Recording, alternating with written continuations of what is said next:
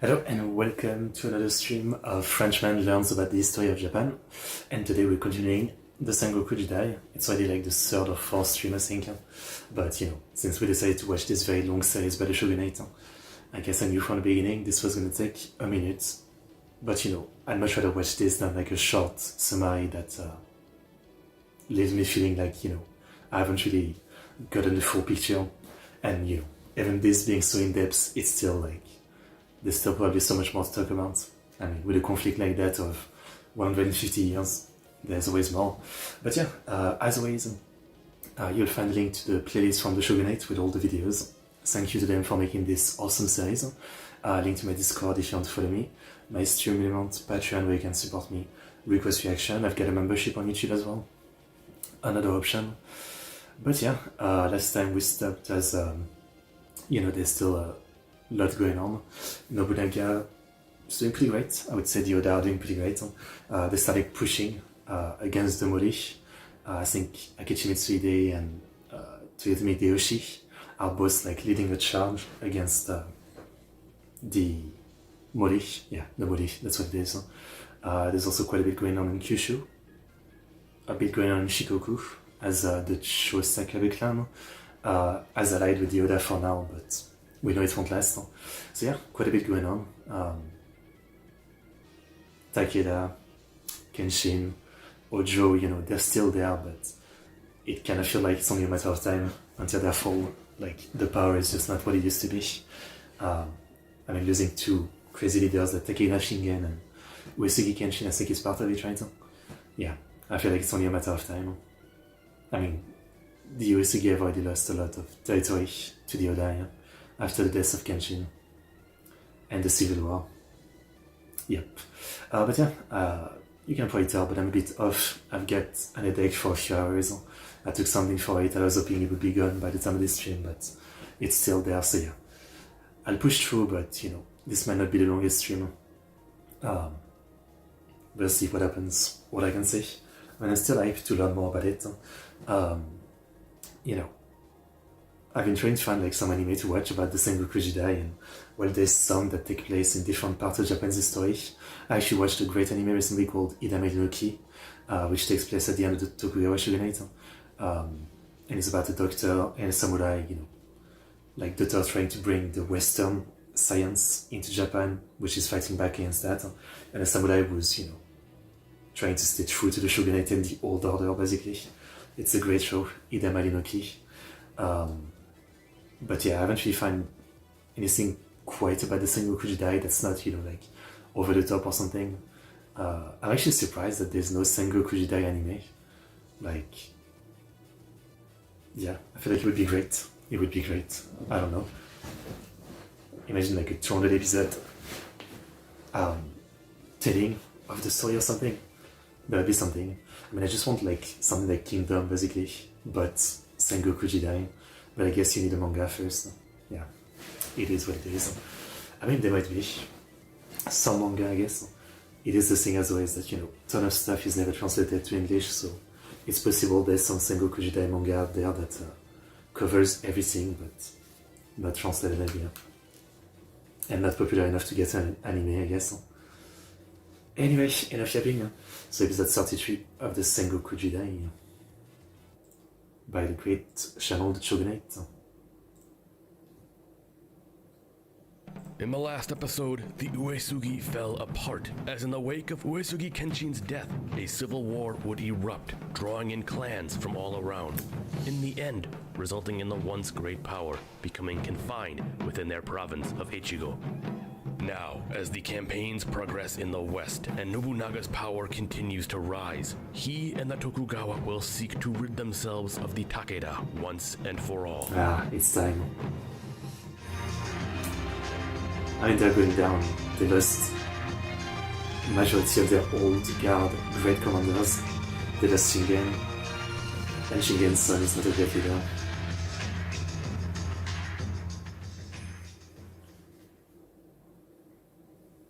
The Sengoku Jidai. The rising tide.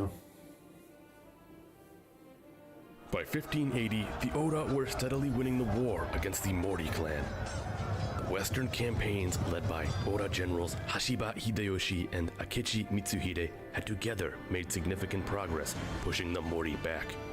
Thus far, the Oda had seized Harima, Tamba, Tango, and most recently, Tajima. They would soon gain Bizen as well, yet not through conquest. Ukita Naoie, who had been an ally of the Mori, came to the realization that the Mori would most likely not win against the might of Nobunaga's armies. Because of this, he eventually came to the hard decision to leave the Mori war effort and make peace with the Oda, sending his young son Ukita Hideye to Hideyoshi as a hostage. Damn. 1 year later, Naoie would pass away, leaving the clan in the hands of the 9-year-old Hideye, whom Hideyoshi would adopt as his own. And just like that, the Ukita controlled Bizen, and a fair portion of Ukita territory in Mimasaka fell under the influence of the Oda. In time, Hideyoshi had moved his main base of operations to Himeji Castle, from which he could better conduct his invasion of the West. His warband was growing as well, as we can see many notable figures began to rise in his service, some of whom were Kato Kiyomasa, a man of humble origins and close relation to Hideyoshi; Fukushima Masanori, another of supposedly close relation to Hideyoshi, who saw his first action during the siege of Miki; Ishida Mitsunari, a man who had impressed Hideyoshi through his knowledge of tea and later administration; Otani Yoshitsugu, a skilled leader and close friend to Mitsunari, who may have in fact been the one to recommend Yoshitsugu to Hideyoshi; Toro Taketora, initially an Ashigaru who had fought for the Azai clan. He would prove himself and rise to the rank of samurai in time, coming to serve in Hideyoshi's western campaign. It's nice to see that Kuroda Hideyoshi is kind of, rewarding people the same way that he was, right? He was himself like just a common soldier at first, but by proving himself, he got, in the good grace of Nobunaga and became like a full-on samurai and general eventually. And it's nice to see that he's doing the same for people in his army who are worth it. Meritocracy. Taka, who, if we remember back to episode 30, was the mediator who aided in the diplomatic handover of Himeji Castle. Each of these 6 individuals would come to play massive roles in the years to come, yet it is here, in the service of Hideyoshi, that we can point to their origins as key players during the Sengoku Jidai. Hideyoshi's next target in his advance westward would be the Yamana castle of Totori, situated in Inaba province. As Hideyoshi's armies drew nearer, the Yamana daimyo Yamana Toyokuni abandoned his post and fled, leaving Totori to be defended by Kikawa Tsuneiye, who had initially just been sent to aid the Yamana. He now found himself to be the last line of defense. Tsuneiye would end up putting forth a strong resistance, holding Hideyoshi at bay and even turning away all of Hideyoshi's attempts at negotiation. In return, Hideyoshi would have no other choice than to fall back upon brutal tactics. He would force all of the surrounding villagers into the castle, then completely blockade it. His plan would be to starve the defenders to death. To keep the blockade secure, he erected watchtowers all along the perimeter, ensuring that there would be no way in or out. For 200 days, the defenders dwindled away as food began to run out. In time, they may have even began to resort to cannibalism. Finally, in an effort to save the rest of his garrison, Kikawa Tsuneiye would surrender Totori, in doing so, sealing his own fate with seppuku. After the capture of Totori, and in turn Inaba, Hideyoshi would shift his efforts towards Bichu, although the next leg of his campaign wouldn't begin until the following year. Everything for Oda Nobunaga was now progressing smoothly. After enduring so many hardships over the past 20 years, the land was finally falling into his hands. As the Mori were being driven off, the Takeda were crippled, and the Uesugi were in decline after their civil war. From his impressive, ornate, and intimidating power base of Azuchi Castle in Omi Province, Nobunaga sat in the very heart of his growing domain, governing his clan as his many armies marched on to secure the far reaches of the land. However, as we have noticed in the past, As his might continued to increase, so too did his cruelty. We initially saw this in 1571 when he ordered the burning of Mount Hiei and the slaughtering of its inhabitants. In 1575, he showcased his disregard for human life by employing an effective yet brutal strategy in the Battle of Nagashino, utilizing thousands of matchlock firearms to completely shatter the Takeda. I mean, that's one I don't know if I would call cruel. I mean, this is like literally battlefield strategy. Like, he didn't use poison gas or something. He just used mass concentration of firearm. I don't know. I always feel like, I'd rather be shot than cut. I don't know. I'd rather be... I mean, it's kind of stupid, but blades are really scary, right? So like, technically, being cut is not as bad as being shot, because bullet going inside is bad, but if you get cut like this, you might have more of a chance of surviving. But it's like a psychological thing, right? So, I don't know. Yeah, it's maybe stupid. And later in 1579, we also witnessed his backstabbing nature, as his direct actions knowingly led to the supposed death of Akechi Mitsuhide's mother. I'm still confused about this one, did he actually know that executing that guy would cause that? I mean, it seems stupid to do that to his own commander, like let his mother die for no reason, so I still want to think, was there any other reason? Or was it literally because, I don't know, he doesn't like his own commander? Through these and other actions, Nobunaga had begun to earn a reputation of viciousness. And we can see that in 1579, he would not just supposedly allow Mitsuhide's mother to die, but would also order the death of the son of one of his top allies, Tokugawa Ieyasu.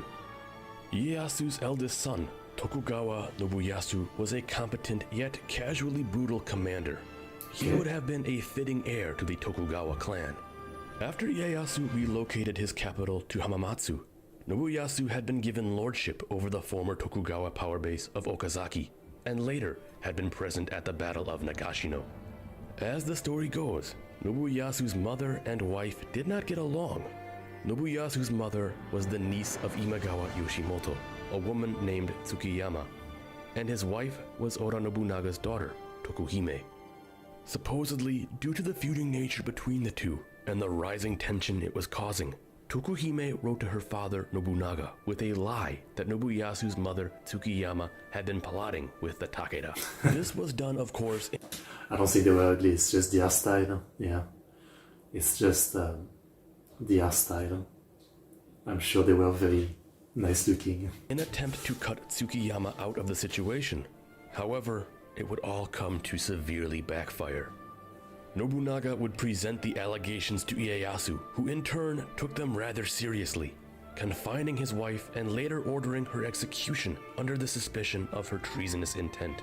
Knowing that Nobuyasu may wish to seek revenge for the death of his mother, Ieyasu quickly moved to confine him as well in aims to keep him from doing anything drastic.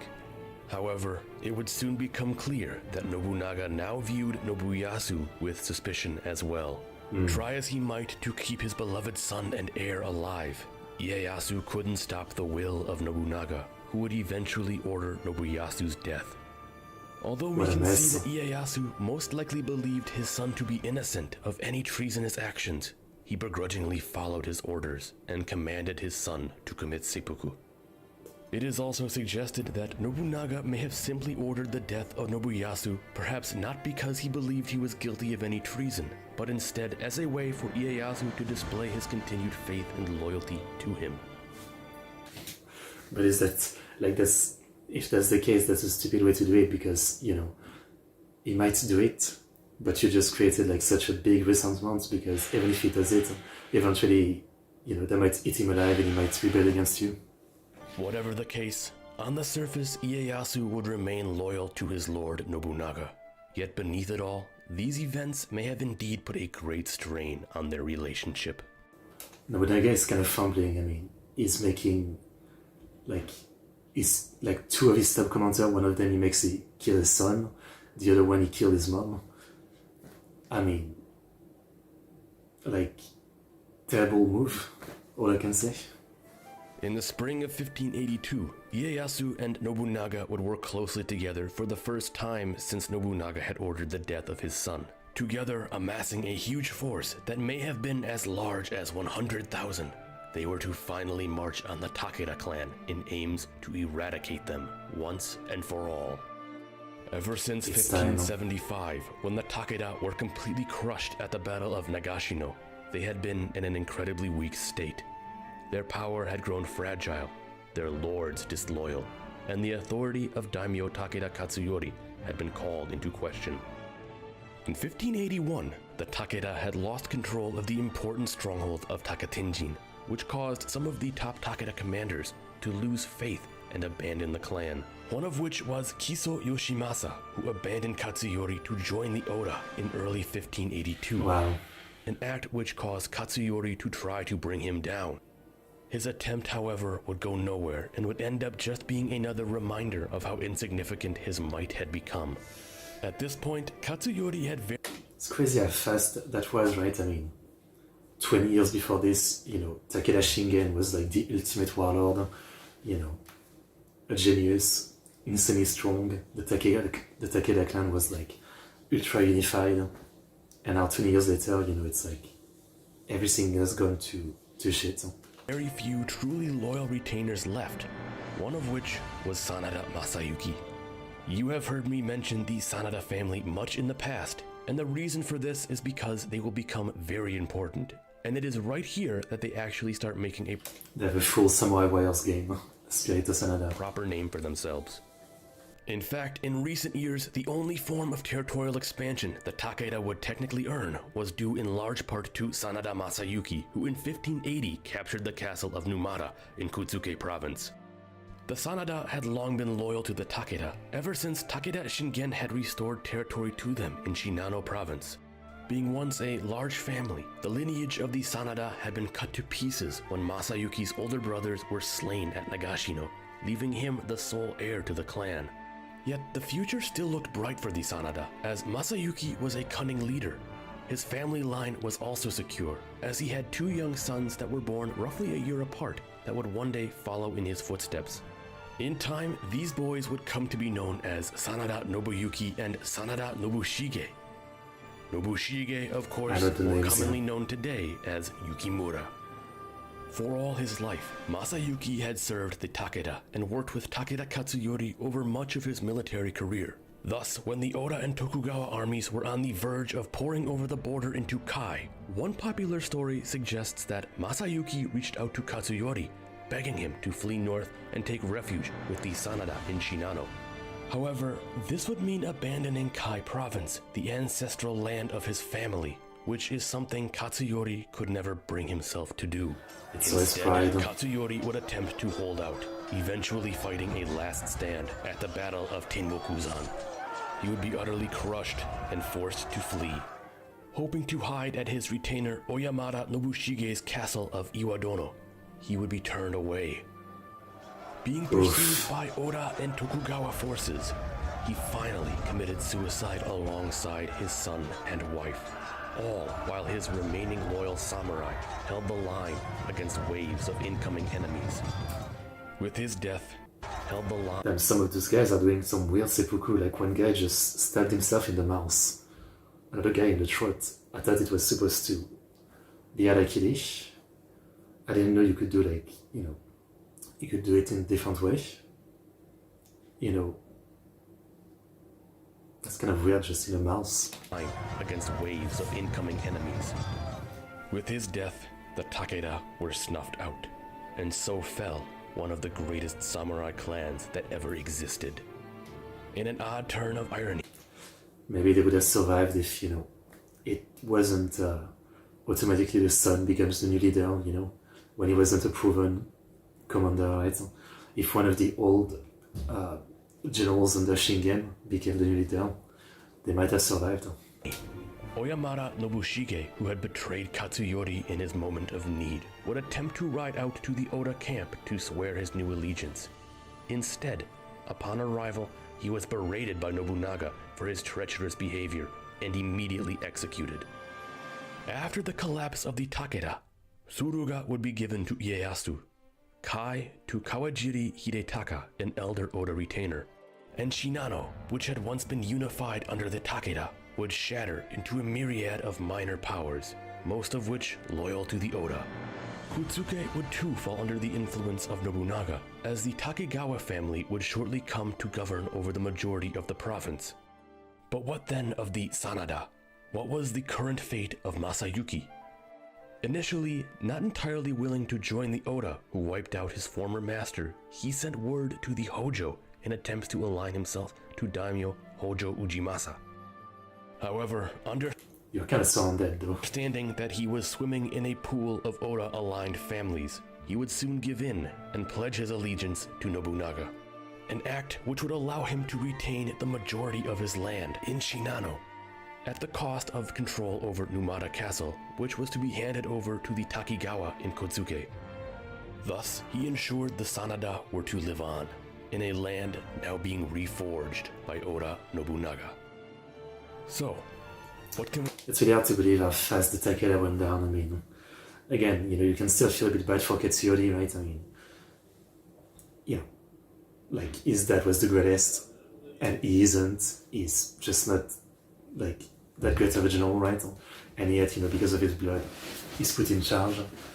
But I think you can only feel a bit bad about him because, once it was clear that he wasn't very good at this, he should have given command to more, like, worthy people in his country. I mean, I still think the Takeda were going down no matter what with that Shingen, but yeah. Really, the what if of, what if Shingen was still alive, to fight Nobunaga. The what if is really, really interesting. I know in Samurai Warriors they might have some kind of like alternate scenario like this. Man, good stuff. Okay. Rip the Takeda. Next episode, Onoji. In the last episode with... Past the spoilers.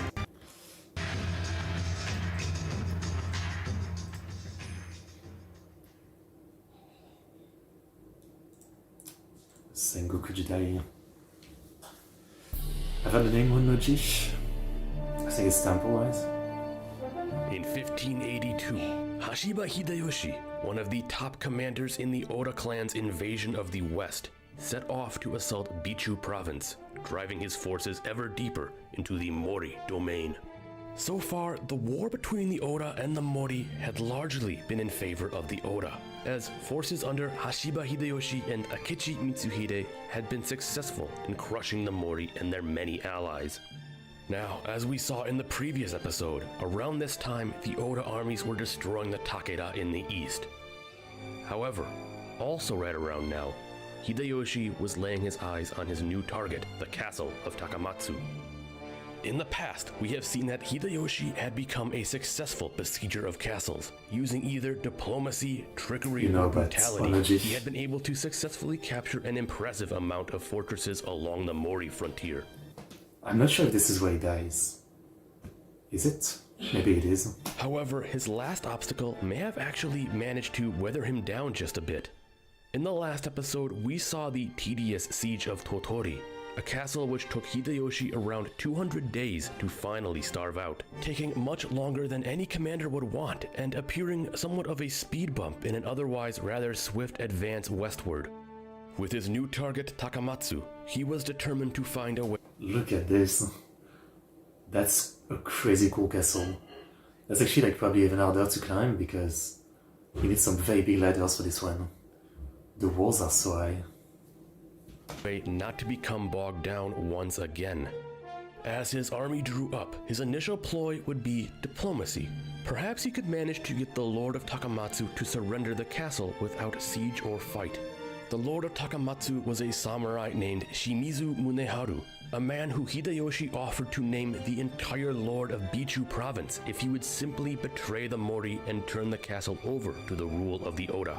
It may have been his most generous offer yet, as Hideyoshi was not above using incentive to sway his enemy into submission. Unfortunately, Muneharu was resolute and rejected Hideyoshi's generosity. Well, there would be no easy victory here. Instead, Hideyoshi would once again be forced into alternative methods. Yet, different than the siege of Tottori, the landscape of Takamatsu was far more advantageous to Hideyoshi's siege efforts. Takamatsu sat in the center of a plain with 3 hills far out to the northeast, which created an almost bowl-like effect.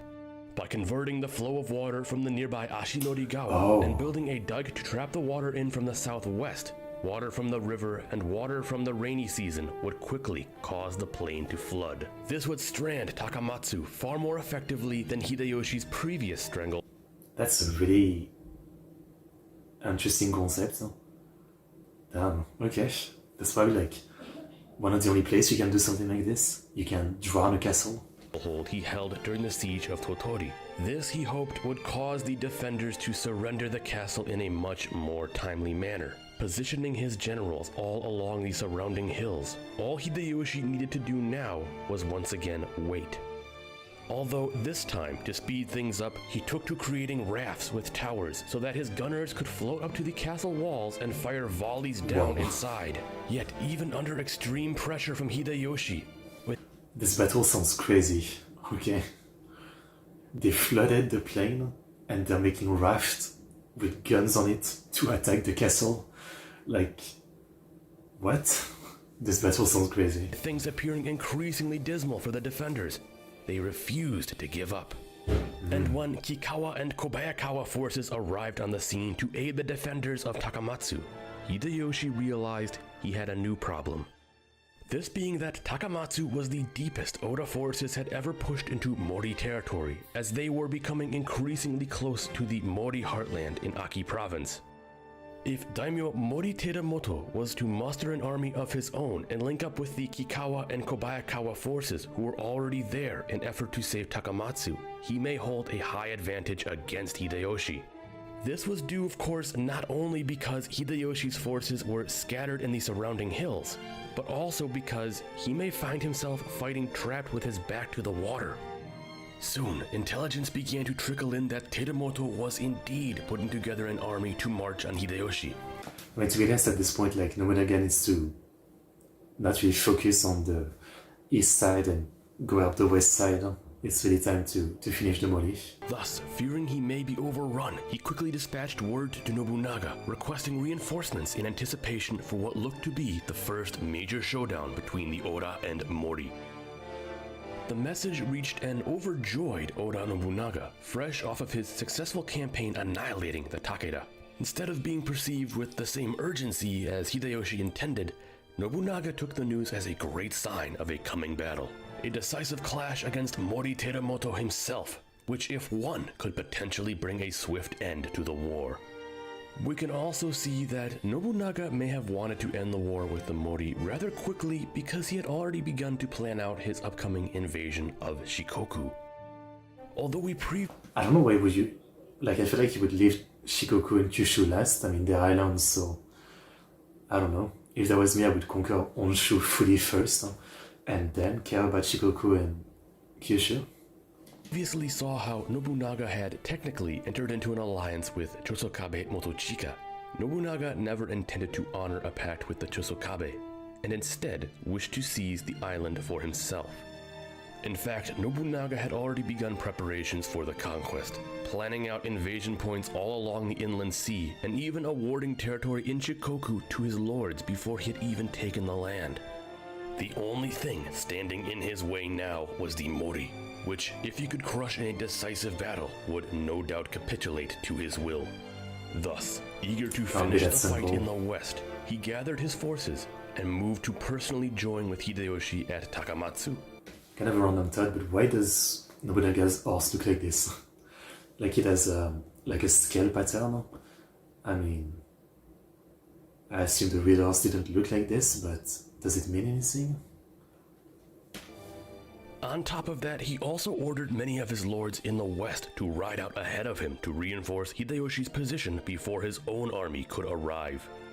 This was done, of course, to make sure that he would have insurmountable odds in his favor, because victory here was everything, the final hurdle to overcome. Once preparations were made, Nobunaga began his journey to the west, where he would link up with the rest of his armies. Setting out from his power base of Azuchi, he was to make a stop in Kyoto, where on June 21st of 1582, he intended to spend the night at the Honnoji Temple. Honnoji was a place Nobunaga had frequented. Yeah, this is where he dies. Okay. I don't know the details, but I guess we're about to learn them. Damn, what a shame. In the past and had in time become somewhat fortified. He was simply to take part in a tea ceremony, then in the morning continue on his march deep into the west. Although he would never end up seeing the dawn. What Just was like a that, quiet and peaceful night in Kyoto for Nobunaga would be interrupted by the shouting of soldiers outside. Rushing out to see what he thought was a brawl, he came to the realization that he was under attack. Samurai bearing the banner of Akechi Mitsuhide were assaulting the Honnoji compound. Being one of the leading figures in the invasion of the West, and also one of the first Nobunaga had dispatched to reinforce Hideyoshi at Takamatsu, Mitsuhide had instead turned his 13,000-man army around and marched back to Kyoto. His plot was hatched in utter secrecy, as not even his top commanders knew his intent. All Mitsuhide told his men was that Nobunaga wished to personally perform an inspection, thus they were to head to Honnoji, where Nobunaga was staying. Upon arrival, he revealed his betrayal, famously declaring that the Oda were the enemy and giving his forces the order to assault the temple. Obviously, this caught Nobunaga completely off guard. Never in his wildest dreams did he believe he would be betrayed here and now. I mean, looking at all of what we've learned so far in the story so far, yeah, it's like, sure, you know, the stuff with causing the death of like his mom, that was gonna come back eventually, but still, yeah, didn't expect it now, you know, like, yeah, it just feels like, you know, if this was an actual real story rather than like historic, yeah, I mean, this is why he dies. He needs to first have like the showdown with the Mori, and then when he beats the Mori or something, this is when he gets betrayed. Yeah. It's kind of like anticlimactic. A band of personal guard and household members all sprung into action, attempting to hold off the insurmountable number of incoming Akechi forces. With it being said that even Nobunaga himself took forth his bow and began picking off some of the attackers. Their struggle would be brief but valiant. As the Oda defenders were one by one overcome and cut down, the temple would become engulfed in flames. The chaos of the fighting would also cause many residents of Kyoto to flee the area in aims to seek shelter from the violence. It is even... Now that I was thinking about it, I think I've played a level in somewhere while. It might have been in 4, yeah. Yeah. There's a level for this. It's been said that a fair portion of people attempted to hide within the safety of the imperial palace. Eventually, realizing his inevitable fate, Nobunaga retreated into the burning temple, where supposedly, aided by his loyal page Ranmaru, he committed seppuku. There is no way of knowing what Nobunaga's final thoughts were, having come so close to unification, yet to fall just short before his actual victory. Was he furious? Enraged that his dream was shattered by a traitor that he himself may be responsible for angering? Again, like, I'm still conscious about that part. Like, I wonder if he even realized, you know, like, it was the cause of his mom's death, and that might be why. I wonder if he even, like, thought about it, or if he was just utterly confused of why am I being betrayed? Was he sad, in a state of despair that all of his efforts would in the end just amount to this? Or perhaps he was content, understanding the way of the world and knowing that life is a fickle thing. Maybe he came to the conclusion that Mitsuhide's betrayal was, in reality, poetic. Whatever the case, I guess his death would become a legendary moment in history. Whether his body was burned beyond recognition or his head taken and properly hidden, it is not known, as the whereabouts of his remains are still somewhat of a mystery to this day. After his work was done at Honnoji, Mitsuhide also attacked the nearby Myokakuji Temple, where Nobunaga's son and heir, the talented... But now I really have no idea what's gonna happen, because obviously, you know, I know that eventually, you know, Japan gets unified, but this, you know, this betrayal right now seems like, you know, not everybody's gonna agree with it. So what, civil war within the Oda? That seems like a terrible sing. Young Nobutada was residing. He too would be taken by surprise and killed. So far, Mitsuhide's coup was a complete and utter success. Yeah, but what next? It is suggested that Nobunaga's two other sons, Oda Nobukatsu and Nobutaka, who were in the vicinity, actually had a proper chance of striking back at Mitsuhide and avenging their father. Yet they both would end up squandering their chance through hesitation and misdirection. As the night sky was lit red from the fires of the burning temples, Tokugawa Ieyasu, who was near Kyoto and had been visiting Nobunaga, was quickly informed of the situation and forced to flee with his small retinue. He may not have made it home were it not for the aid of shinobi from Iga. It is suggested that either his loyal retainer Hattori Honzo or shinobi who held connections within Iga were able to guarantee him safe passage as he hastily retreated from the claws of Mitsuhide and returned home to Mikawa. This song makes me want to watch the Gintama arc, Shogun Assassination. Maybe the best arc of Gintama. As the sun began to rise on the morning of June 22nd, Japan was waking up to a vastly different world. The Oda, the mightiest power in the entire country, were completely and unexpectedly shattered from within. It can be seen that at the time, no one ever considered the possibility of Mitsuhide's betrayal. Yet now, looking back, we can try to understand the motives behind his actions. As I've tried to highlight in the past, Like, is it only about his mom? I assume not, right? Mitsuhide was a very skilled and competent leader, even highly regarded by his peers. Yet, over the years, he had been increasingly ridiculed and shamed by his lord Nobunaga, often publicly and sometimes even in the company of visitors from the West. Okay. This no doubt brought great shame upon Mitsuhide. On top of that, there is also the story of the supposed murder of his mother, as she had been given over to the Hatano clan as a hostage in exchange for their surrender. Only later did Nobunaga kill the Hatano leader and cause Hatano samurai to kill her as revenge. If this story is true, then we can see Nobunaga knowingly allowed Mitsuhide's mother to die. The final reason and The best arc is when they ran out of toilet paper. The battle against Yagyu. That is pretty good, yeah. Yeah, that's a good one. Damn.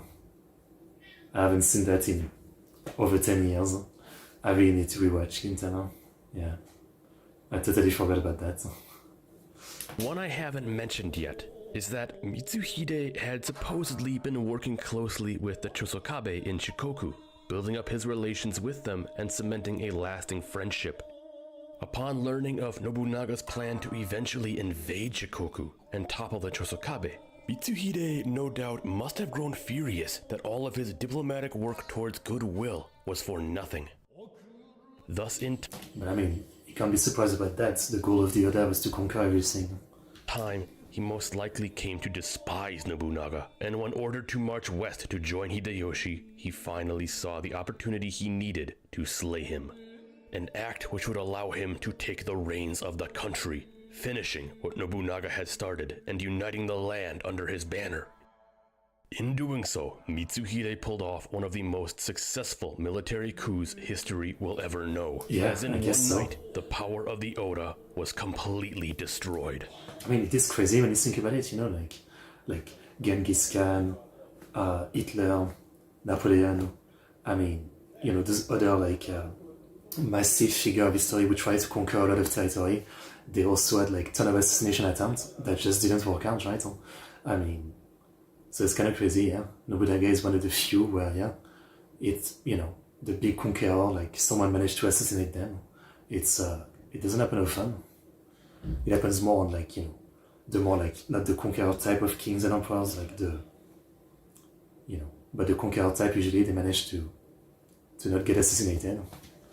In the end, Nobunaga's legacy would forever live on. He was a unifier, a visionary, cruel yet determined. With his victory nearly complete, he would have seen all of Japan under his sword. Oda Nobunaga would not only come to be remembered as a man who revolutionized samurai warfare, his legacy would also be praised for his actions which allowed the spread of Western culture and ideas throughout Japan. He completely restructured and enriched the economy, creating a system that worked better I assume that wasn't a picture of the real guy, but who was that? for all and not the few. He implemented vast improvements to the country's infrastructure, building extensive roads and bridges. What I'm trying to say is that while we remember Nobunaga today mostly for his actions as a unifier, he was so much more, which in retrospect makes the tragedy of his death so much more resounding. Yet it also is so distinct for the period and story of the Sengoku Jidai. Yeah. In time, he has become more than just a man, as his echo can be to this day recognized across Japan. Although the original temple of Honnoji no longer stands as it was consumed in the flames of Mitsuhide's betrayal, a new Honnoji constructed several years later at a new site within the city still stands and is a remembrance to Oda Nobunaga. Wow. Located next to it is a fantastic museum filled with amazing artifacts detailing the unfortunate night Nobunaga was I would betrayed. visit that. And I can tell you from personal experience, it is right here that you can truly feel the aura or presence of Oda Nobunaga. So, Man, okay. You know what I've learned from this series? And I'm sure, there's still more over the years that I'm going to learn about Nobunaga. But while he was a great conqueror and a pretty great general, it really wasn't just him, yeah. I mean, even though he betrayed him, Mitsuhide, or even Hideyoshi and some of the others clearly were like a big part of Nobunaga's success, right? Because we saw that, Nobunaga himself didn't win every battle. I mean, there's a few times where he did pretty bad, while Hideyoshi and Mitsuhide did pretty great. Ieyasu as well. I think that's what I'm realizing watching this. In my mind, and the way you think of Nobunaga from popular media is just this ruthless conqueror, undefeated, but definitely not. I think a big part of why Oda did so well is because he had so many great commanders, and almost poetically, the reason that he died is because he pissed off his great commander, basically. I mean, I can't really blame Mitsuhide. He had enough reason to be mad. Yeah. Okay, well, that's really something. Again, if this was an actual story, this is very anticlimactic, and you wouldn't write it like this. But his story is like that, right? A lot of crazy endings. Okay, well, let's see what happens. I mean, the expectation would be civil war, right? But maybe not. Maybe Mitsuhide can keep things in check and continue the conquest of the Mori. Let's see what happens.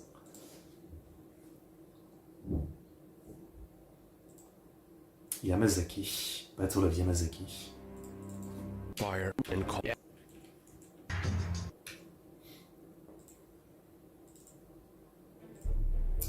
It's quick. There we go. As the Honnoji temple burned and Oda Nobunaga's death was assured, Akechi Mitsuhide, the great traitor responsible for one of the most successful military coups ever, began writing a letter to Mori Terumoto. Mitsuhide was a smart man and a competent leader. He knew that the primary rival he would come to face in the near future would no doubt be Hashiba Hideyoshi, a veteran Oda clan commander who had led armies alongside Mitsuhide deep into the west in their campaigns against the Mori. But now, with Nobunaga dead, Mitsuhide knew he had to be quick in order to secure his newfound destiny. His message to Terumoto was simple. If the Mori were to bear down and crush Hideyoshi, who was currently besieging the Mori fortress of Takamatsu, the Mori clan would be promised rewards in both status and territory. Their war with the former Oda armies would be over, and they would be free to continue to rule the West with an iron grip. Haste was of the essence. Soon word of Nobunaga's death would spread to the far reaches of Japan. This offer needed to be in the hands of Mori Terumoto as soon as possible. Thus, the messenger was quickly dispatched and began making his way towards the Mori power base in Aki. All the messenger needed to do was avoid Hideyoshi's forces. Did he fuck it up? And his mission would be accomplished. Unfortunately, by pure fate, he failed.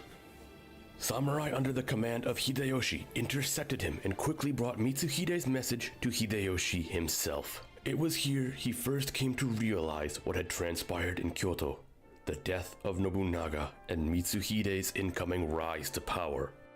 Of course, Hideyoshi was to have none of this. He had always served Nobunaga faithfully, going all the way back to before he was even made a samurai. Right, literally, like, his rise to power is because Nobunaga was open-minded enough to recognize his talent and make him a real samurai.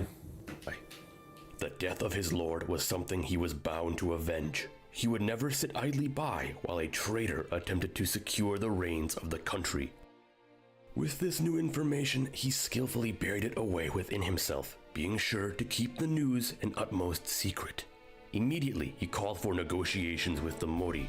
Hideyoshi now needed to escape the west so that he could quickly double back east and confront his new enemy. His offer to the Mori was just. The territory under their current control would remain theirs, as the Mori would maintain their current position and holdings, and Hideyoshi's armies would pull out entirely. The war was to be over. The only thing Hideyoshi asked for in return was the handing over of Takamatsu Castle, and that Shimizu Muneharu, who had valiantly defended the fortress, was to die. The Mori would eventually agree. Having flooded the plain surrounding Takamatsu in his siege efforts to take the castle, Hideyoshi sat far off on a hill and watched as Shimizu Muneharu rode out alone on a boat and committed seppuku for all to see. With his passing, Hideyoshi and the Mori were officially at peace. Following this, Hideyoshi's forces quickly amassed and began a forced march back towards Kyoto. However, to assume that Hideyoshi's only aim was to avenge his lord Nobunaga? Yeah, I mean, I'm sure Hideyoshi is thinking, I need to finish what Nobunaga started, me, not anyone else. Would be foolish, as Hideyoshi most likely fully understood that whoever could seize the opportunity to defeat Mitsuhide would no doubt be labeled as Nobunaga's true successor. Now, it is suggested that as Hideyoshi pulled his army out, the news of Nobunaga's death did reach the ears of Mori Teramoto. With this new information, he could have easily fell on Hideyoshi's rear and crushed him. Yet, for some reason, he didn't, as it is often thought that he may have found it more advantageous to let the two former Oda generals fight each other. It does make sense because, like, if you're aim, you would think this is perfect. There's going to be a civil war within the Oda, and they might like heavily weaken each other. Maybe some of the individual clans that they've conquered over the years might come back and try to regain their independence. Like, it sounds great for him, the Oda falling apart. So yeah, because if he just defeats Hideyoshi's army, Mitsuhide can fully take control, and that's not good for him. But if, they fight within the Oda, yeah, makes sense. Rather than send his own men out to fight. Overnight, the map of Japan had drastically changed. Although it is fairly difficult to judge exactly who held what territory in the immediate aftermath of the shattering of the former Oda clan territory, we can speculate the following changes. The provinces that Akechi Mitsuhide now directly controlled were Yamashiro, Omi, and Tamba. Hideyoshi's forces maintained influence over Harima, Inaba, Tajima, Setsu, and Kawachi. And to the northeast, we can see that the Oda war effort that had been advancing against the Uesugi now stood somewhat united under the senior Oda retainer Shibata Katsui. I was gonna say, yeah, like, it feels like Mitsuhide doesn't have a chance because it's not just Hideyoshi, like, there was a bunch more guys loyal to Nobunaga. Yeah. Although the surviving branches of the Oda family and sections of Oda influence still held some swaths of territory, their holdings were quickly falling as the news of Nobunaga's death began to finally spread. In the center of it all, Mitsuhide was attempting to establish himself as the new de facto leader. After the death of Nobunaga, the emperor and the imperial court, most likely out of fear, sent a message congratulating Mitsuhide. This may have done a bit to legitimize his cause, as soon it is recorded that he, for a time, became a symbol of a liberator over Kyoto, having rid the capital of the Oda. On top of this, it is also said that he declared himself the new shogun. This was not a position that was bestowed upon him by the emperor. Instead, it almost rivals the coronation of Napoleon when he crowned himself the Emperor of France. Right. However, we should quickly ask ourselves, does Mitsuhide have the right lineage to become shogun? I was about to ask, I didn't remember from the other video, yeah. Like, is he related to anyone important?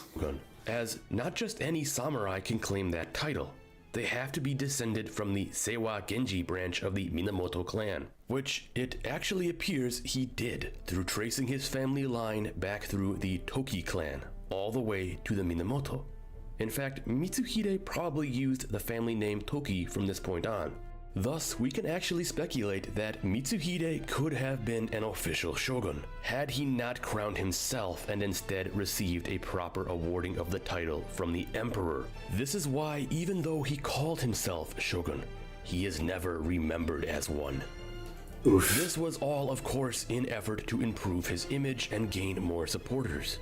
And in terms of the general population, Mitsuhide actually appears to have been very successful in winning people over, largely because he immediately made sweeping tax reforms that exempted many from taxes as a whole.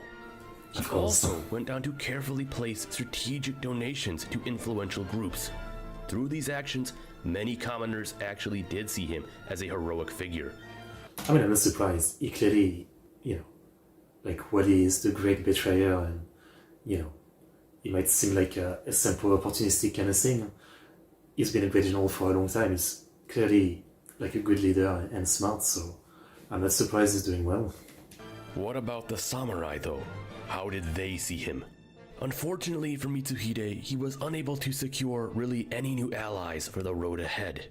Those that already served him remained loyal, but other Oda retainers, his former comrades, immediately cut ties with him. Most notably amongst them were the Hosokawa. If we remember all the way back to episode 22, we saw how both Mitsuhide and Hosokawa Fujitaka had been instrumental in working together to sway Oda Nobunaga into aiding the exiled Ashikaga Yoshiaki in reclaiming Kyoto. This, in essence, had started Nobunaga's grand rise to power. Mitsuhide now had hoped that his old ally, Fujitaka, would once again join him and his new regime. This hope was propelled further by Fujitaka's son, Hosokawa Tadaoki, who was the daimyo of Tango province and married to Mitsuhide's daughter. Unfortunately, both Fujitaka and Tadaoki could not accept Mitsuhide after his betrayal, and both abandoned him. Fewer allies would no doubt make Mitsuhide's path forward much more challenging than he would have wished for. But success was still possible, at least if the Mori could receive his message and crush Hideyoshi. It does seem, looking at all this, it does seem like, I've said he wasn't opportunistic, but it does seem like he just kind of decided one day, let's do this assassination, because, maybe he should have taken more time to secretly begin talk with some of his friends in preparation so that they would ally with him once he's done it or something. It seems like he kind of just did it and then he tried to get allies, which is not the best way to do it. Then his coming outlook would improve. Yet, as we know, that was not to happen. With Hideyoshi's armistice signed with Mori Teramoto, he was able to make a hasty and safe march back to his power base at Himeji by June 26th, just 5 days after the death of Nobunaga. He knew that time was of the essence, not only to catch Mitsuhide before he had properly established himself, but also because if he failed to confront and put down Mitsuhide before another former Oda loyalist did, he would not earn the coveted title of Nobunaga's successor. By June 27th, he set out again, this time making his way down through Osaka, where he linked up with forces under another prominent Oda clan general, Niwa Nagahide, and one of Oda Nobunaga's sons, Oda Nobutaka. Joining up with Nobutaka was not only done to bolster his numbers, but also having a son of Nobunaga march along with him gave Hideyoshi much in the form of legitimacy. But then even if he wins, wouldn't they say the son of Nobunaga needs to be the new leader? In his cause. Finally, on June 29th, Mitsuhide was informed of Hideyoshi's position. By this point, he must have already known his message had never reached the Mori, and he understood he would soon be coming to face his old brother in arms regardless. Luckily for Mitsuhide, he had the advantage of taking a defensive position in the upcoming conflict. If Hideyoshi was to march against Mitsuhide in Kyoto, he would... But we know Hideyoshi is a master at like attacking in siege. I mean, that's like his specialty, taking, castle down in siege. That's literally his specialty. Need to fight his way past two of Mitsuhide's castles at Shoryuji and Yodo. The only problem utilizing these strongholds was that Hideyoshi's numbers were growing by the day, while Mitsuhide was beginning to face difficulty in mustering a powerful force of his own. If he would have been able to gather more soldiers to his cause, perhaps he would have been able to more effectively use his defensive network. Yet, as things stood, Mitsuhide realized if he was to have any chance at properly halting Hideyoshi, he would need to do it in the open field, not from inside castle walls. Yeah, don't give in to Hideyoshi's advantage. And from what we've seen, I would say, from like some of the videos so far, Mitsuhide probably is better in open battles, so...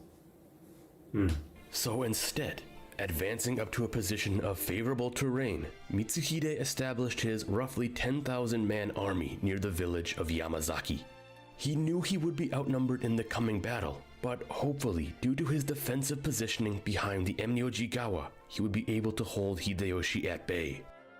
On July 1st, Hideyoshi's army of 20,000 arrived opposite to Mitsuhide, not only joined by Oda forces under Oda Nobutaka and Niwa Nagahide, but also supported by two of his up-and-coming commanders, Kato Kiyomasa and Kuroda Yoshitaka. Immediately, Hideyoshi properly assessed the layout of the area and figured that a key position he would need to take was the wooded hill known as Tenozan. Sending a detachment under Nakagawa Kiyohide, he was able to quickly establish a foothold atop the hill. Later that night, in anticipation for the coming battle, forces under Hideyoshi unleashed a night raid of shinobi into Akechi positions, which succeeded in sowing chaos and burning portions of their encampment. This would cause things to start on a rather rough note for Mitsuhide, as his forces would begin... They keep showing this piece of art. Is it like using gunpowder to like cauterize a wound? I didn't know that was already like a technique used at the time. It's kind of interesting to see it like this. Did they have like match to... Were matches thing already at this time? The following day, more rattled than necessary. Shortly after dawn, Hideyoshi ordered his charge, as his forces were to advance across the river to take the fight to the Akechi army. Mitsuhide, realizing the strategic importance of Tenozan as well, had dispatched a portion of his soldiers to seize it. However, they would quickly be met by Hideyoshi's forces who were already atop the hill. Although the Akechi samurai made a ferocious charge up to the top of Tenozan, matchlock fire kept them back from ever securing the position. Finally, with casualties beginning to mount, Akechi forces fell back from the hill. With dominance over Tenozan assured, Hideyoshi committed his right wing to sweeping across the river, yet they would be quickly met by Akechi samurai who put up stiff resistance. At first, it seemed like the Akechi line would hold. Although, as the brutal clash continued, eventually the overwhelming numbers of Hideyoshi's army began to push in towards Mitsuhide's main body. As the right wing was beginning to see success, Hideyoshi ordered his left wing to advance as well, supported by soldiers from Tenozan. With now a complete charge bearing down on the Akechi army, things began to fall apart for Mitsuhide, as he just couldn't stop the over... Man, what would you bring to win this battle from now? What do you mean? What kind of thing do you think I would bring? I was gonna say, like, even if Hideyoshi didn't have like double the soldiers, he is the one really using strong strategies, so I think he would have won anyway. Yeah. Overwhelming pressure across his entire line. This quickly resulted in the breaking of his forces, which began a mass rout. It's always an interesting thought, like, sending a modern weapon back in time. I mean, there's that anime, Gate, where the Japanese self-defense force are like, basically there's a portal to like a fantasy magic world, and the Japanese self-defense force is going to, fight dragons and soldiers with sword, but they have guns. And, what you expect happens, right? I mean, like an army can charge with their sword, but they can't do anything against machine guns. Yeah. You probably don't even need a lot. I mean, like 1,000 soldiers with, machine guns against like an army of sword fighters is, it's probably enough. With Mitsuhide's army completely shattered, he too began to flee for his own life. Now all by himself, he fled as far as the village of Ugurusu, where he ran into a group of bandits, no doubt waiting to scavenge the battlefield at Yamazaki. Upon seeing the Lord alone and vulnerable, they set upon him and killed him. The traitor Akechi... Wow. Man. That's something. Didn't die in battle, didn't get captured, didn't commit seppuku, killed by bandits while running away. Yeah, I feel bad for him. I don't dislike Mitsuhide.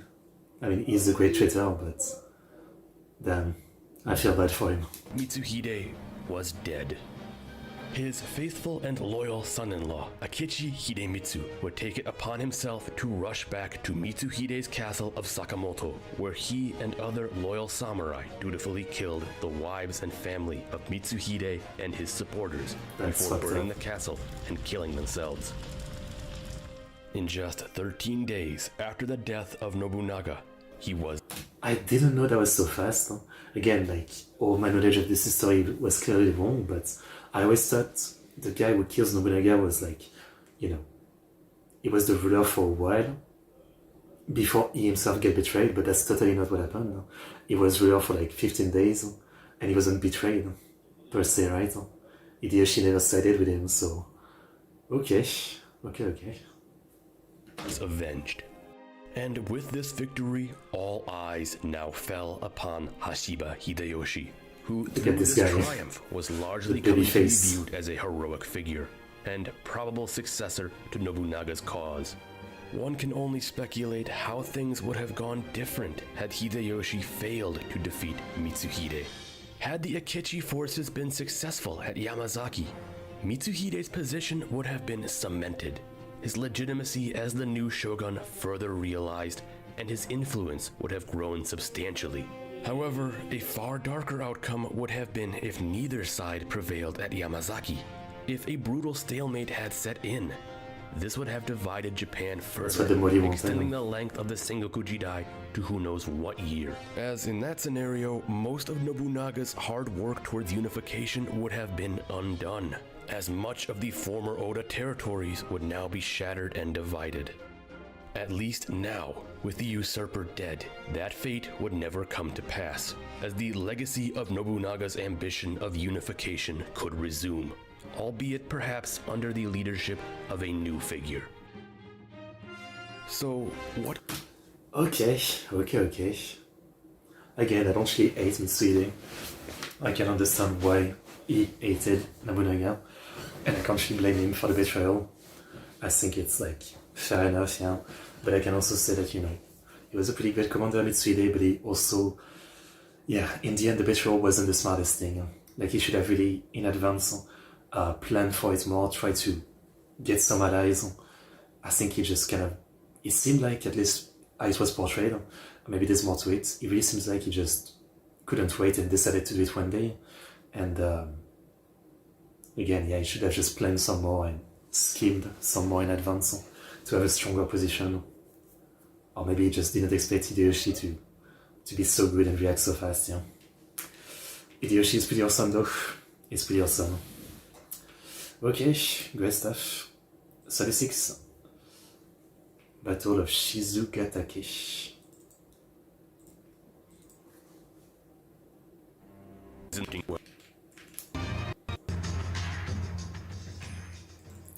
Let's see if Hideyoshi can calm things down in the Oda clan. I kind of feel like it shouldn't be that easy for him to just be the new leader, but let's see.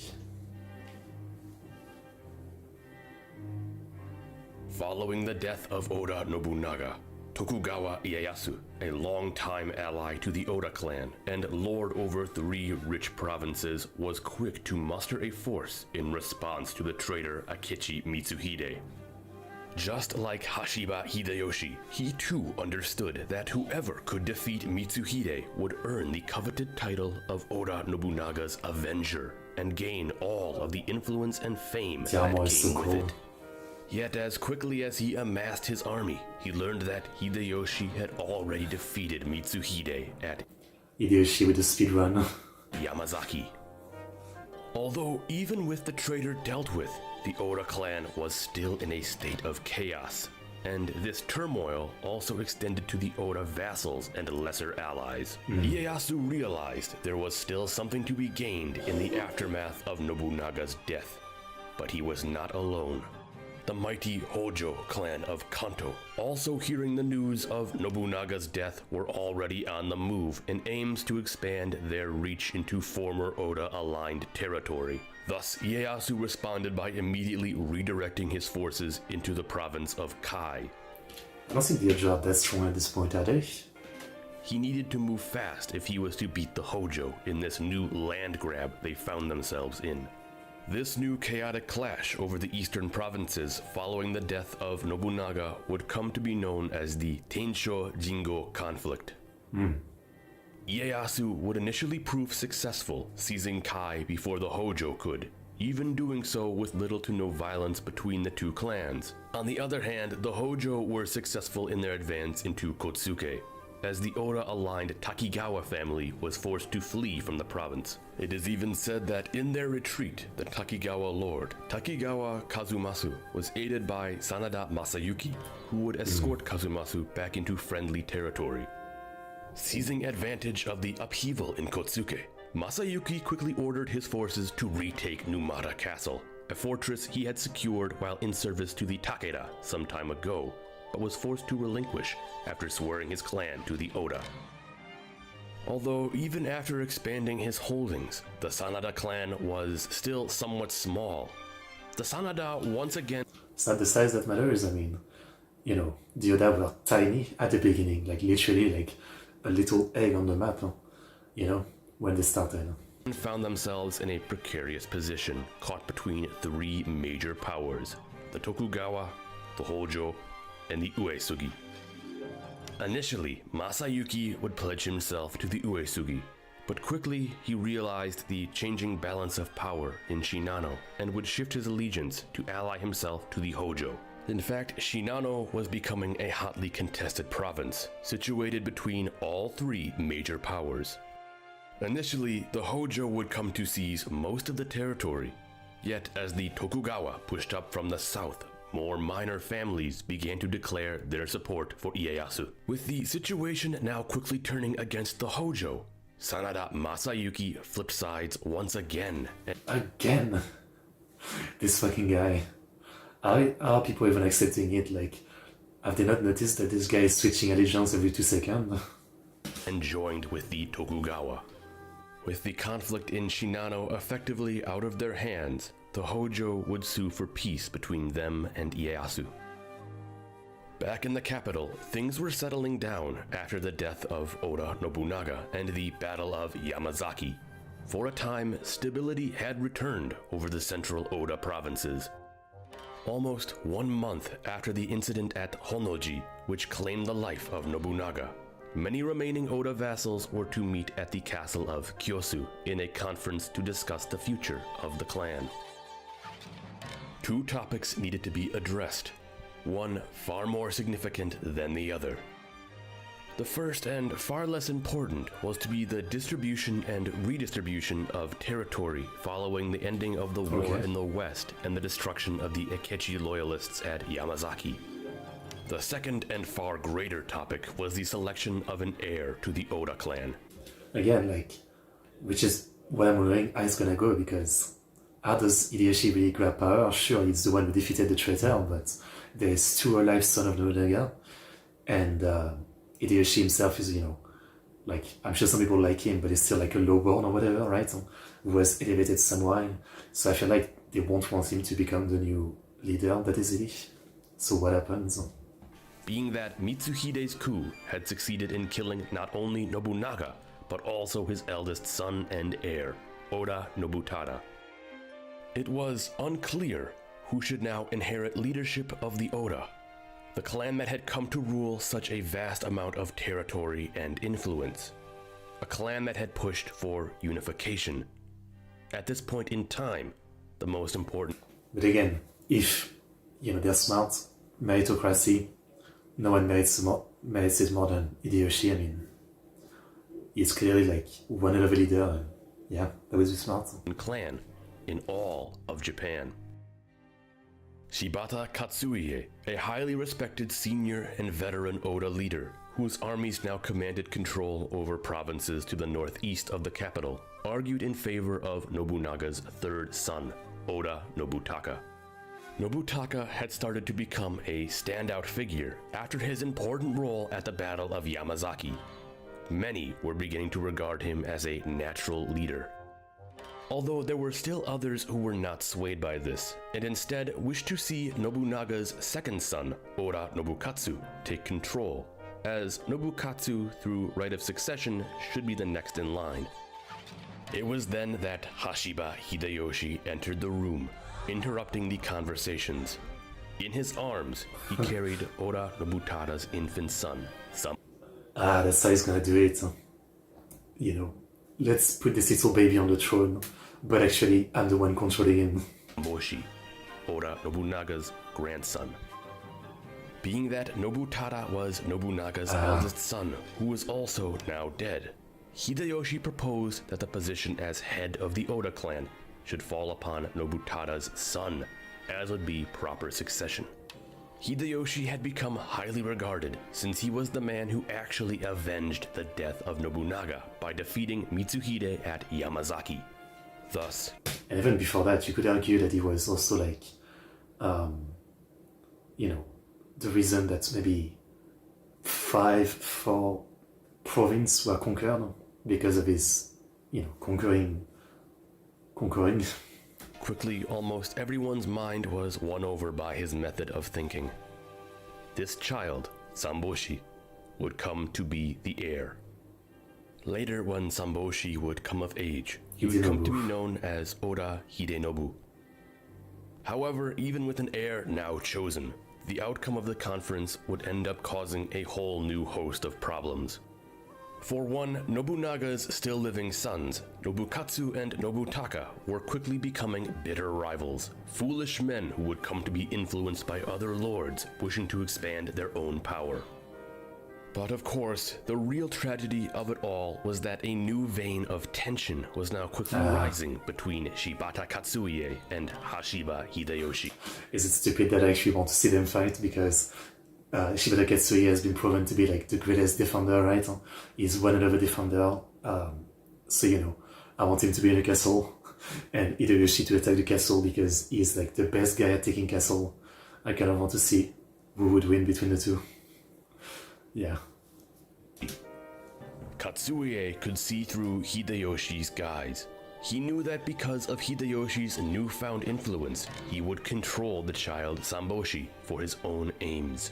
He knew that Hideyoshi was now working to serve his own self-interests. He knew that in time, the power of the Oda would fade away, and that without a doubt, the power of the Hashiba would come to rise. This was what Katsuie was trying to prevent, had he been able to place Nobutaka in charge of the clan. With an adult and aspiring leader in charge, he would have been far less vulnerable to the effects of others trying to dominate him. The Oda would have lived on. We can also speculate that there may have been another cause for Katsuie's resentment towards Hideyoshi. Katsuie was a senior Oda commander and samurai born into his class, while Hideyoshi had been born a commoner. Katsuie had once commanded Hideyoshi when he was still an Ashigaru foot soldier, but had since been forced to watch his rise to samurai and eventually general. Which is amazing, right? Like seriously, from an Ashigaru foot soldier to the highest level, it's hard not to like Hideyoshi, right? I mean, the guy is kind of like the perfect story so far. You know, he really is the main character. Yeah. He's pretty great. No doubt there may have been an element of bitterness in Katsuie that this man of low birth had not only been the one to avenge his lord, but also was now controlling the future of the clan. It was already apparent. Soon after the end of the conference at Kyosu, Hideyoshi had gone to work immediately building up his reputation in the capital, establishing himself as a prominent leading figure. Is he gonna cut down the tax even lower? Hideyoshi knew that there would be an opposition that would at some point form against him. All he needed to do was strengthen his position and wait. Finally, by the coming of winter in... And also learn the lesson that you need a lot of bodyguard. You know, all the time. Maybe an army of bodyguard. 1582, his enemies began to link up. Shibata Katsuie, who had come to staunchly oppose Hideyoshi, would form an alliance with his chosen heir to the Oda family, Oda Nobutaka. This was cemented by the marriage of Nobunaga's sister, Nobutaka's aunt, Oichi, to Katsuie. If we remember back a number of years, Oichi had previously been married to Azai Nagamasa, who died fighting against Nobunaga. Now she was to be remarried to a loyal Oda supporter. With Katsuie's strong grip over the north, Nobutaka's control over Gifu. I always say it, but the poor ladies and women of the time always just, you know, use like pawns in this marriage and alliance, and, you know, it's kind of messed up. And much of Mino, and other allies like Maeda Toshie and Takigawa Kazumasu joining in. The Shibata faction was becoming increasingly formidable, more than capable enough to take down Hideyoshi if they simply were able to work together in a coordinated manner. Unfortunately, we will soon come to see that their efforts would begin far more disjointed than what would have been desired. Well, foolishly, in late 1582, without proper organization or discussion, Nobutaka ordered the commencement of hostile military action against Hideyoshi from his seat in Gifu. Due to the fact that the... As always, I mean, you might be the son of someone great, doesn't mean that you're any good. Yeah. Not surprising. Mountain passes to the north had not yet melted from the winter. Katsuie was unable to aid him. Thus immediately, Hideyoshi fell upon Gifu and forced a quick surrender.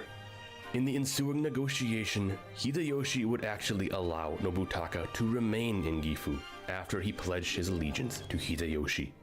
However, as soon as the siege of Gifu was over and Hideyoshi was entering back into Kyoto, he was notified that Takigawa Kazumasu was mobilizing his forces from Nagashima Seriously. and beginning a two-pronged campaign alongside Katsuie's son, Shibata Katsutoyo. Once again, Hideyoshi marched out from Kyoto and put down the threat, first dealing with Katsutoyo before marching on Kazumasu, who was now at Kameyama. I feel like this is gonna be the same lesson Nobunaga learned early on. Early on, Nobunaga was like kind of sparing people, but then they would betray him again, so then he would kill them. Hideyoshi is about to have the same thing, like being merciful, but then they keep betraying him, so... Using mines, Hideyoshi blew apart the defenses of Kameyama and quickly forced another surrender. The king of taking castles? One by one, the opposition to his cause was snuffed out, and all that remained was the Shibata main bulk to the northeast. Finally, by the spring of 1583, with the melting of the winter snow, Katsuie was able to join the fray, although a fair portion of his would-be allies were now lost to him. Yeah, you're kind of late. In defense of the Shibata forces pouring down through Echizen, Hideyoshi established a defensive network of mountaintop fortresses throughout northern Omi province, forming a line through the mountain passes that the Shibata armies would unfortunately need to fight their way through if they were to have any hope of entering the capital. With 20,000 men at his back, Shibata Katsuie came face to face with Hideyoshi's barrier, halting his advance. All was going as planned for Hideyoshi, as a decisive battle appeared on the horizon. All he needed to do was sit and wait for Katsuie to make his move against the fortress line. What came as a complete shock was when Hideyoshi was informed that Nobutaka No way this is a shock. Seriously. Come on, Hideyoshi. Come on. had betrayed him and was now once again rallying in aims to aid the Shibata army. Is that a shock? This was a serious threat to Hideyoshi's rear and a problem that needed to be dealt with immediately. Rushing back to Gifu to once again lay siege, Katsuie was made aware that Hideyoshi had pulled out. Yeah, bye. Quickly, Katsuie ordered an assault on the fortress line with a large detachment of soldiers under the command of Sakuma Morimasa. Wisely choosing to swing around Lake Yogo from the west, Morimasa seized the majority of the forts all along the western ridge, which contained weaker garrisons. He did this while a force under the command of Maeda Toshie brought up the rear guard, capturing additional outposts and dealing with any lingering groups of hostile samurai. With this half of the defensive line secured, Shibata forces could attack the remaining forts from the west, far easier than attempting a frontal assault on them from the north. All that remained of the western garrisons was the fort of Shizugatake. I was gonna say, what it takes is one castle holding out long enough for the Hideyoshi to come back. Huh? All it takes is one castle. With its fall and the capitulation of the isolated garrisons on the... I see it's next to Lake Biwa, which we might learn more about next time in my next prefecture stream, since we're doing... Is it Shiga Prefecture next? Cool to see that there was important battles there. opposite ridge, the Shibata army could safely make its way through the mountain passes and barrel themselves into the scattered Hashiba forces. Victory was coming into Katsuie's grasp. But the largest threat to Sakuma Morimasa's detachment was Hashiba Hidenaga, Hideyoshi's half-brother, who currently sat just across the valley with 15,000 men. that's a lot. Niwa Nagahide, another ally of Hideyoshi, was also nearby with an additional 2,000-man force. As time went on, the concern of a counterattack against Sakuma Morimasa began to weigh heavily upon Katsuie. By now, Morimasa was entrenched into his siege of Shizugatake, and when a messenger came to him with orders from Katsuie calling for him to fall back for the time being, Morimasa disobeyed and continued with his efforts, believing that Shizugatake would be his before night fell. Unfortunately, it did not, as the defenders continued to hold out. Although to some degree there was a sense of security with him, Morimasa and Katsuie alike both knew that the main Hashiba army was currently deep into their new siege of Gifu, and would... Yes, I guess they just don't know that there's like a 15,000 man army around. I mean, that's a big gap in information. be unable to return in time to aid Shizugatake. Yet it appears they had forgotten just how quickly Hideyoshi could move his men, I see. just like he did when he rushed back to face Mitsuhide at Yamazaki. Currently, Hideyoshi was positioned at Ogaki Castle, while a force under the command of Ora Nobukatsu had been convinced to be the main group to lay siege to his brother Nobutaka at Gifu. In time, a messenger arrived to deliver the word of the situation at Shizugatake. At first, upon hearing of the fall of the western garrisons, Hideyoshi appeared greatly concerned.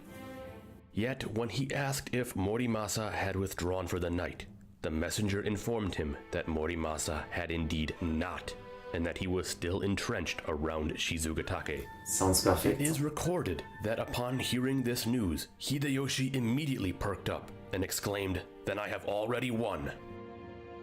Hideyoshi now needed to rush his forces back to Shizugatake so that they could meet Morimasa before the garrison fell. Leaving 5,000 men under the command of Nobukatsu to continue the siege of Gifu, he gathered his remaining forces and doubled back north. In order to cover more ground quickly, he ordered his mounted units to ride ahead while the remainder of his army followed as fast as they could behind. Although this form of marching was not ideal and made his forces particularly vulnerable, it was a risk he needed to take. Fair enough. Arriving on the scene with 15,000 men and linking up with the forces under the command of Hidenaga, His army now outnumbered the Shibata forces laying siege to Shizugatake. However, even with lesser numbers, the army under the command of Morimasa was currently situated atop a ridgeline in their siege efforts. Thus, the attack coming from Hashiba soldiers would need to fight a hard uphill battle. Damn.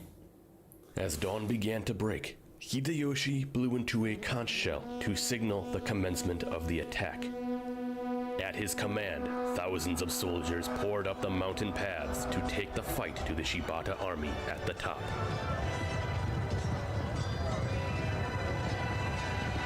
This clash was particularly unusual for warfare in Japan.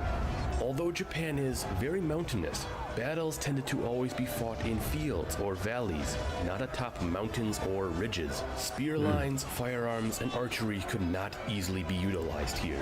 Instead, the clash consisted of sporadic melee engagements all along the wooded ridge. In this battle, many famous retainers of Hideyoshi made an appearance. Samurai such as Kato Kiyomasa, Fukushima Masanori, Ishida Mitsunari, and Toro Takatora.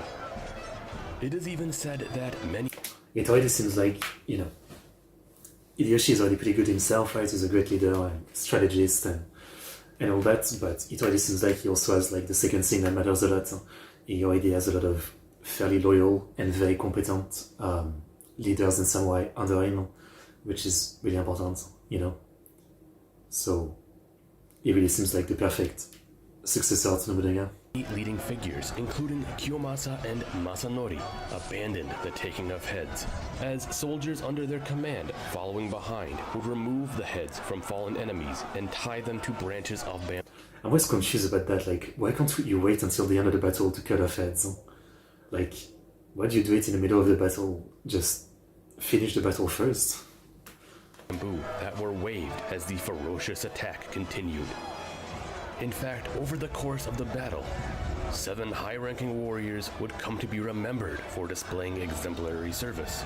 2, of course, being Kiyomasa and Masanori, but others such as Hirano Nagayasu, Kasuya Takanori, Katagiri Katsumoto, Kato Yoshiaki, and Wakizaka Yasuharu. These men would be forever immortalized as the 7 spears of Shizugatake.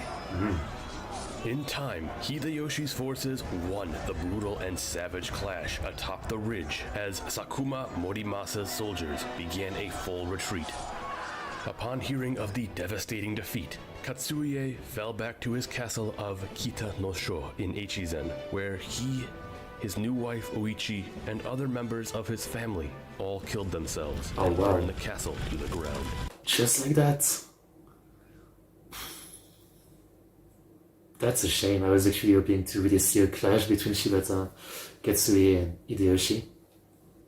Because obviously this battle wasn't even commanded by Shibata Katsuie himself, which is, he's one of a veteran and crazy good at defense. I mean, it's a meme, right? But people just kill themselves too easily in this time of Japan. It's like, could he really not fight another day? Like some other guy lost the battle and he kills himself? I'm sure he still had a lot of men, no? Alright, I mean, what can I say? I guess that's it for Shibata Katsuie. Yet, not all who followed Shibata Katsuie would be put to death, as Maeda Toshie, another Oda veteran leader, would now be swayed into service by Hideyoshi. Back in Gifu, the siege would soon come to an end as Nobutaka fled for his life, only to finally commit seppuku in Owari. His death poem would curse Hideyoshi, reading, "You had killed the one you had served." Self-destruction was trending, yeah. Yeah, I mean, again, I really feel like I need to learn more about how it became like this, because even in the Heian period and some of the early Muromachi and the early Shogunate period, at least in those videos, people weren't killing themselves that much. It really became a big thing around here, at the end of the Muromachi period and Sengoku Jidai. And I can understand when you're totally defeated and that's it, but it's kind of crazy how it didn't happen too much before. A lot of people were exiled to be a monk or something, or they would just surrender. But now it's like everybody killing themselves from like one defeat when they could still fight and maybe win. I don't know. It really changed so fast, the culture of the samurai, because at the beginning the samurai weren't doing that. I mean, some of them would kill themselves, but it didn't seem like as much. It really became a big thing here in the Sengoku Jidai. Yeah. May the gods strike you down, Hashiba Hideyoshi. With the death of Nobutaka, the final opposition to Hideyoshi inside of the Oda clan was wiped out. Hideyoshi now stood essentially as the man in charge of everything. His work in the capital had also been time well spent, as in I wonder what's gonna happen though with the east side. In the aftermath of the Battle of Shizugatake, Hideyoshi's position would be elevated to that of Sangi, Imperial Advisor. However, even though he had won control of the Oda clan, he did not possess all the allies the Oda had once held under Nobunaga. In particular, Tokugawa Ieyasu, a man who had become a regional power to the east, who was independent of Hideyoshi's influence. So, what can we learn? We learned that I'm sad that Katsuie just killed himself like that and didn't fight Hideyoshi more. After Okay. But yeah, nonetheless, it really reinforced that Hideyoshi is a pretty amazing leader. And again, it helps that he has a lot of great leaders under him who don't always need him to be there to manage things. I think that's a big part of it too. Yeah. Very interesting. Let's watch the next one. 37. Date Masamune and the War in the North. In the last episode, I've heard the name Date Masamune.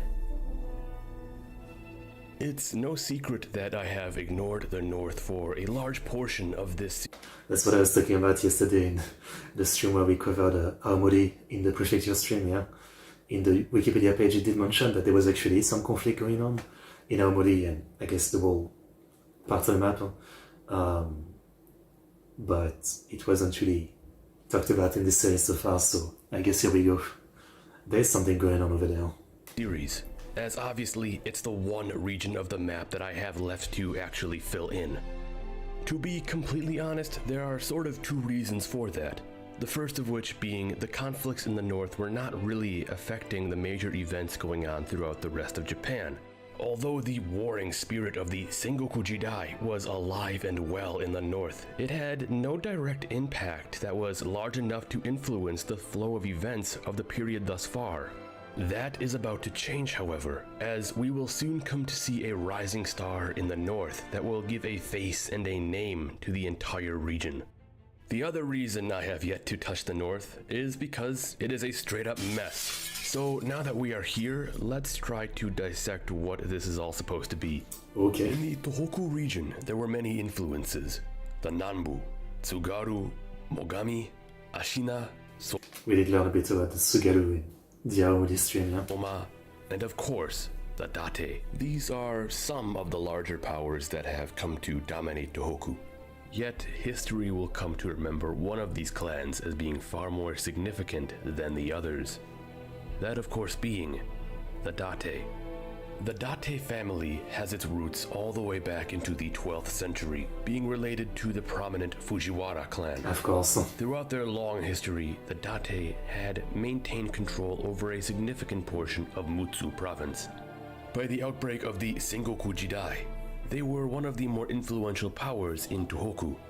Yet, they were not by any means massive or greater than their many north. Wait, why are they wearing cones? What? Why are they wearing traffic cones? That is the weirdest helmet I've ever seen.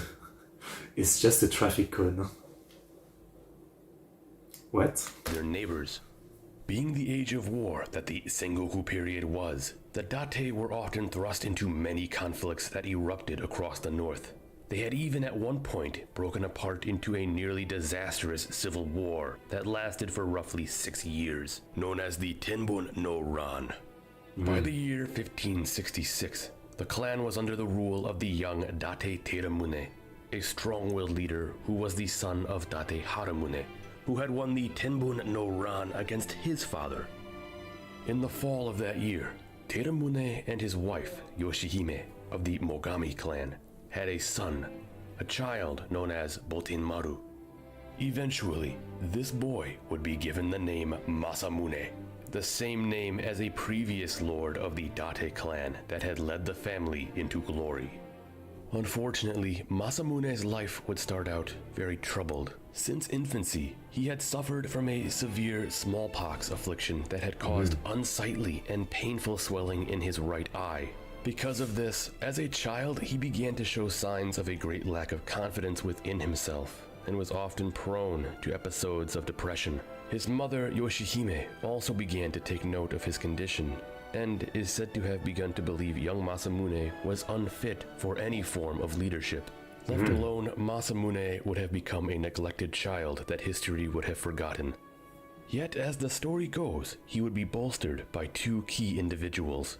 The first of which was his wet nurse, a kind woman named Katakura Kita, who looked after Masamune in ways his mother did not, fostering the boy's martial insight through expanding his knowledge with texts of war and military classics. However, her actions alone would not save Masamune. Her half-brother, Katakura Kojuro, later known as Kaketsuna, would also play a massive role in Masamune's youth. Man, this is a pretty good backstory. Although a little bit older, was always Masamune's friend and a loyal ally throughout childhood, and it would be he who finally helped Masamune with his affliction to his eye, as Kojuro would be the one to carve it out with a knife. Free from the pain and embarrassment the eye had Okay, that's your solution. I mean, let me just get my knife. I'm just going to cut out your eye and then everything will be okay. I mean, that's your solution. I guess it worked, but that's kind of crazy. Not even get a doctor or something, just like, I'm your friend, let me just cut out your eye. Don't worry about it. It's all gonna be perfect. Okay. I mean, it worked, but, you know, seems like a terrible idea. Okay. Paused him, and through the friendship of Kojiro and the guidance of his wet nurse, Masamune regained all the confidence that was lost to him and fully came into the position he was destined for, heir to the Date clan. In 1581, at the age of 14, Masamune joined his father on his first campaign in their war against the Soma clan. Although he was eager and ambitious throughout his first battle, nearly getting himself killed were it not for the aid of Kojiro, Masamune was still able to display everything he needed to for his father to see that he was fit and worthy to succeed him, which he did just 3 years later in 1584.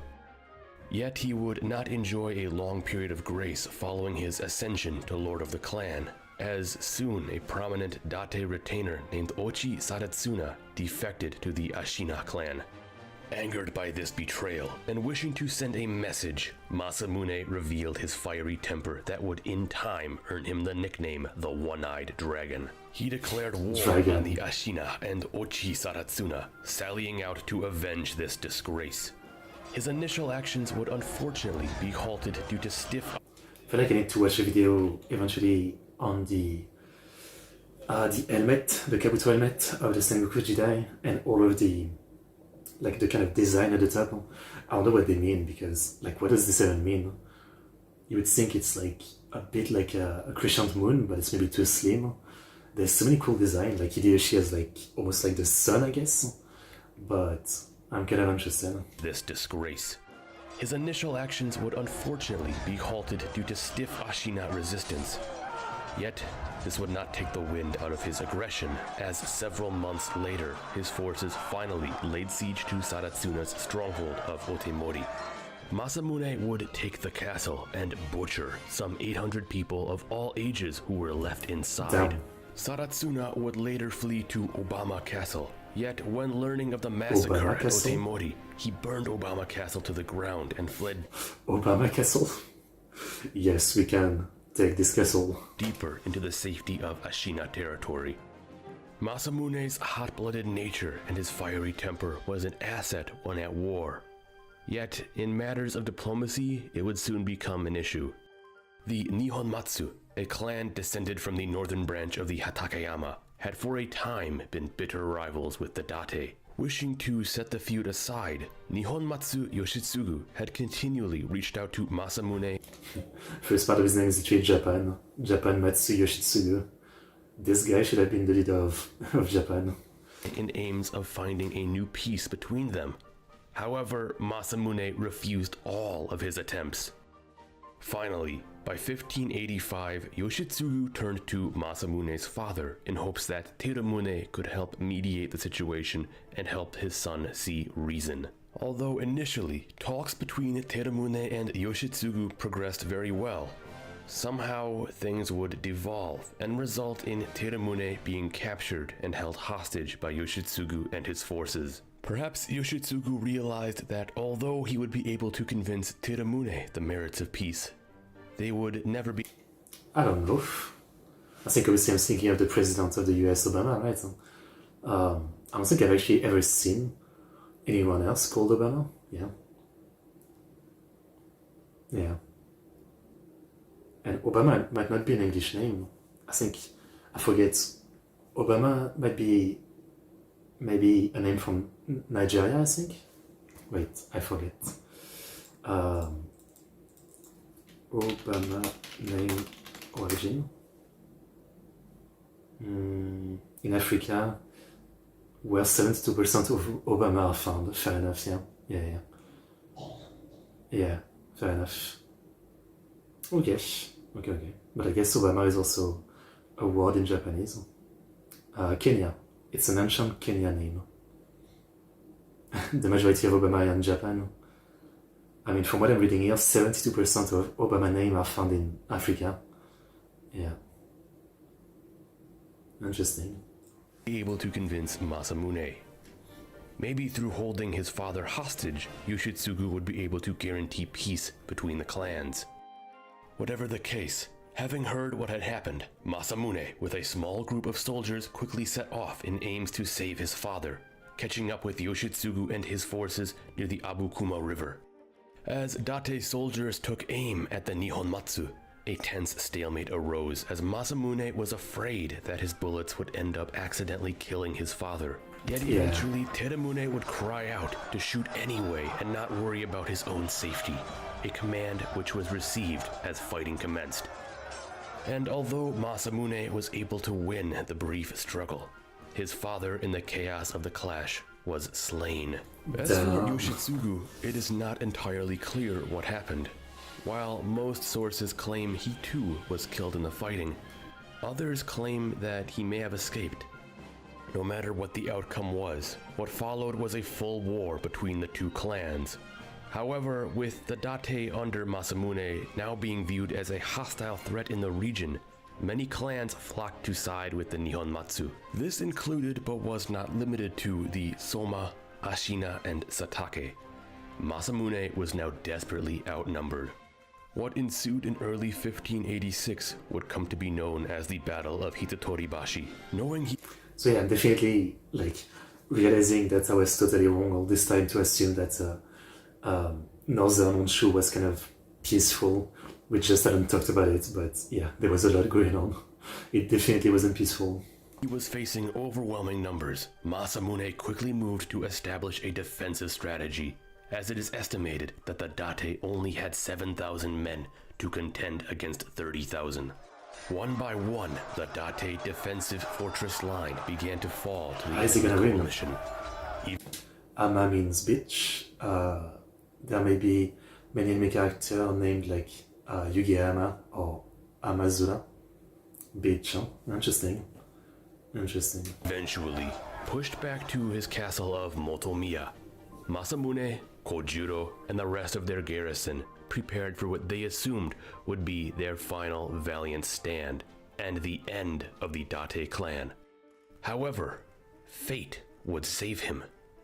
The Satake portion of the enemy coalition was unfortunately forced to withdraw, as in their absence, the Satomi had taken advantage and attacked their territory in Itachi. With a crucial portion of the army now missing, the remaining Nihonmatsu, Soma, and Ashina forces believed that their numbers were now insufficient to take Motomiya from the Date.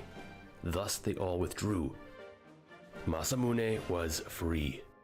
This brush with sure defeat would no doubt have a profound effect on Masamune, as he would come to think more strategically in the years to come, as in time, his name and his clan would become increasingly significant.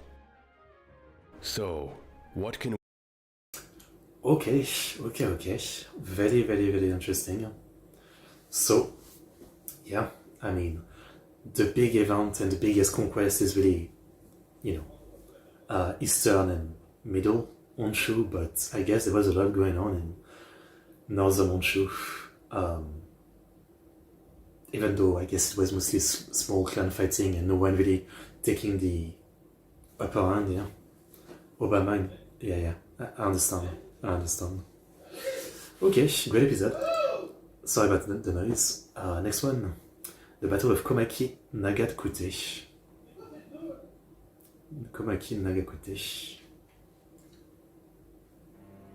If it loads. In the Lasamu, in the entire country will soon. By the year 1584, a new normal was beginning to settle in. The aftershocks from the death of Oda Nobunaga were finally quieting down, and after two massive clashes over the future of the central regime that was once ruled by the Oda, a successor had finally risen. The most powerful name in the entire country was now Hashiba Hideyoshi, a skilled leader who had firmly established himself as a key figure not only atop the remains of the former Oda regime, but also as a skilled politician whose influence could be felt deep within the capital city, Kyoto. Shortly after taking over, Hideyoshi took to constructing his new power base, a central hub within close proximity to Kyoto, where he could continue to dominate the clan and work to expand his influence, bringing to heel all those who still stood to oppose his will.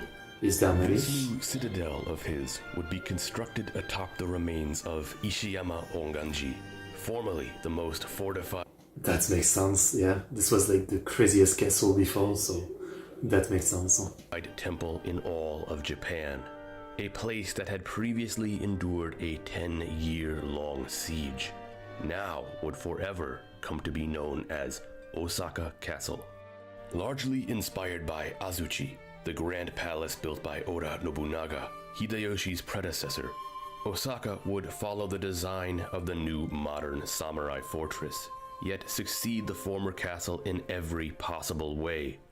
Hideyoshi's dream was for Osaka to become the most magnificent structure and beacon of might in the entire country, from which he and his family could rule Japan for generations. However, for as great as Hideyoshi and the power he commanded was becoming, Japan was still divided and at war with itself. The Sengoku Jidai was a wildfire that still gripped the nation. Yeah, I mean, it's maybe not the time to build a nice castle. You still need to finish conquering the country. That's the thing. And as secure as his position currently was, we can still see he had one hurdle yet to overcome. One ghost from his past that was still haunting his present. Tokugawa Ieyasu, a former comrade of Hideyoshi who had fought alongside him, while they had both previously been in service to Oda Nobunaga. The death of Nobunaga, as we have previously seen, has come to drastically shake the balance of power within the country, with many former key Oda retainers having fallen against Hideyoshi at Yamazaki and Shizugatake, two victories that had led Hideyoshi into his current place of might. Yet Nobunaga's death also had many other effects outside of the Oda clan itself, the independence of those who were previously loyal. This is where we can see Ieyasu's rise truly begin. Although the Tokugawa clan had technically only been allied to the Oda, Nobunaga's rise had led to Ieyasu becoming merely a subordinate to his cause. Now, and it's crazy once again to hear the Tokugawa name so early, because I was talking about it earlier in the stream. Recently I watched an anime which is an adaptation from a manga by Osamu Tezuka, called Idamari no Ki, and it takes place literally toward the end of the Tokugawa shogunate, so like late 1800s basically. And it's a great anime. I really recommend it. It's about like a samurai who wants to keep the old way even as like the shogunate is falling, and a young doctor who wants to introduce Western science to Japan even as the shogunate and old doctors are fighting against it. It's a really, really good anime. I recommend it. But again, it's like hundreds of years later, right? And it's still the end of the Tokugawa shogunate. But here in the Sengoku Jidai, we see, like kind of the beginning of the Tokugawa power. I mean, we're not really there yet. I guess Hideyoshi is in control right now, but I know that obviously eventually he isn't in control anymore, right? But it's just interesting to see like all of this in advance compared to this anime I watched recently, which is from much later. Unshackled by the restraints previously placed on him while in service to the Oda, Ieyasu had drastically expanded his influence in a very short amount of time, seizing the provinces of Kai and Shinano following his lord's death. We can see that Ieyasu now commanded more power than the Takeda had while they had been at their height under Shingen. Indeed, the Tokugawa had grown to become one of the strongest clans east of the capital, only being rivaled by the Hojo, to whom Ieyasu had brokered an alliance with through marriage. Ieyasu had always been an ambitious figure, yet he was also gifted with great patience, no doubt a feat he acquired in his youth when he lived as a hostage of other lords. The boy had become a man, and the circle had become full. Others at the time may not have been able to ever see his aspirations, yet here, looking back into the past, we can easily see the steps he took to grow his own status and become one of the greatest powers in the country. We know he wished to one day seize the land for himself. However, the path towards that great dream remained shrouded. His hour of destiny had yet to present itself. With both Hideyoshi and Ieyasu being such... I don't actually know what happens, like how he does it, right? But if I was him, at this point, I guess I would focus on conquering the north. I mean, I guess, he made peace for the Hojo so he can go after the Uesugi for now, and then all of the smaller clan, and then maybe the Hojo. And, once he has all that, he has probably like as significant of an army and territory as Hideyoshi. Maybe that's what I would do if I was Ieyasu. Strong influences, a confrontation was bound to arise at some point, and by 1584, that point had come. For the third year in a row, Hideyoshi would be forced into battle against a man he had formerly called his friend and ally. It all started quickly following the Battle of Shizugatake, when Hideyoshi, wishing to ensure the stability of his new domain, invited many of the daimyo under his influence to come and swear renewed loyalty to him at Osaka. This action cannot be seen as anything out of the ordinary. Yet what became a bold move was when he invited Oda Nobukatsu to Osaka to pay homage to him as well. Nobukatsu was one of the last living sons of Nobunaga, after his brother Nobutada died during the incident at Honnoji and his brother Nobutaka had killed himself following the defeat at Shizugatake. Although it had already been established at the Kyosu conference that the child Samboshi was to become the new head of the clan, Nobukatsu was largely seen as one of the last leading figures of the Oda, ruling over Owari, the ancestral homeland of his family, and also holding a significant portion of territory in Ise and other areas throughout central Honshu. In his mind, the legacy and power his father Nobunaga had established still belonged to his bloodline.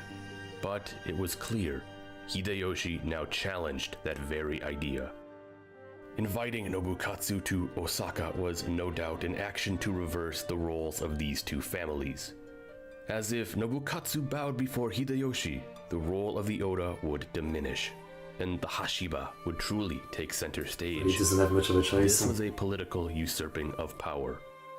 Because Hideyoshi's intentions were so obvious, Nobukatsu refused the invitation, immediately putting him at odds with the man who had once championed his cause and family. Following this, Nobukatsu then turned to the one person who had the ability to stand firm against Hideyoshi, Tokugawa. But, someone else who also doesn't care about you being on the throne. Yeah, someone who's just going to, also want to take over you. Ieyasu, who agreed to aid the Oda as a show of loyalty to the clan he once worked alongside. Of course, in retrospect, we can see this as a clear move by Ieyasu to further advance his position and status. Yet at the time, using the concept of championing the Oda worked for legitimate purposes. As we have already seen, it was a facade Hideyoshi had become accustomed to using. This would be the greatest gamble Ieyasu had ever taken, more so than anything else. Facing off against the sheer power Hideyoshi commanded had the potential to eradicate the Tokugawa if things fell apart. Yet if victory could be secured, it could materialize that hour of destiny Ieyasu had been searching for, that moment in which he could finally rise to his full potential. For Hideyoshi, a clash with Ieyasu stood to be his toughest test yet, as Ieyasu commanded more might than any of his previous rivals.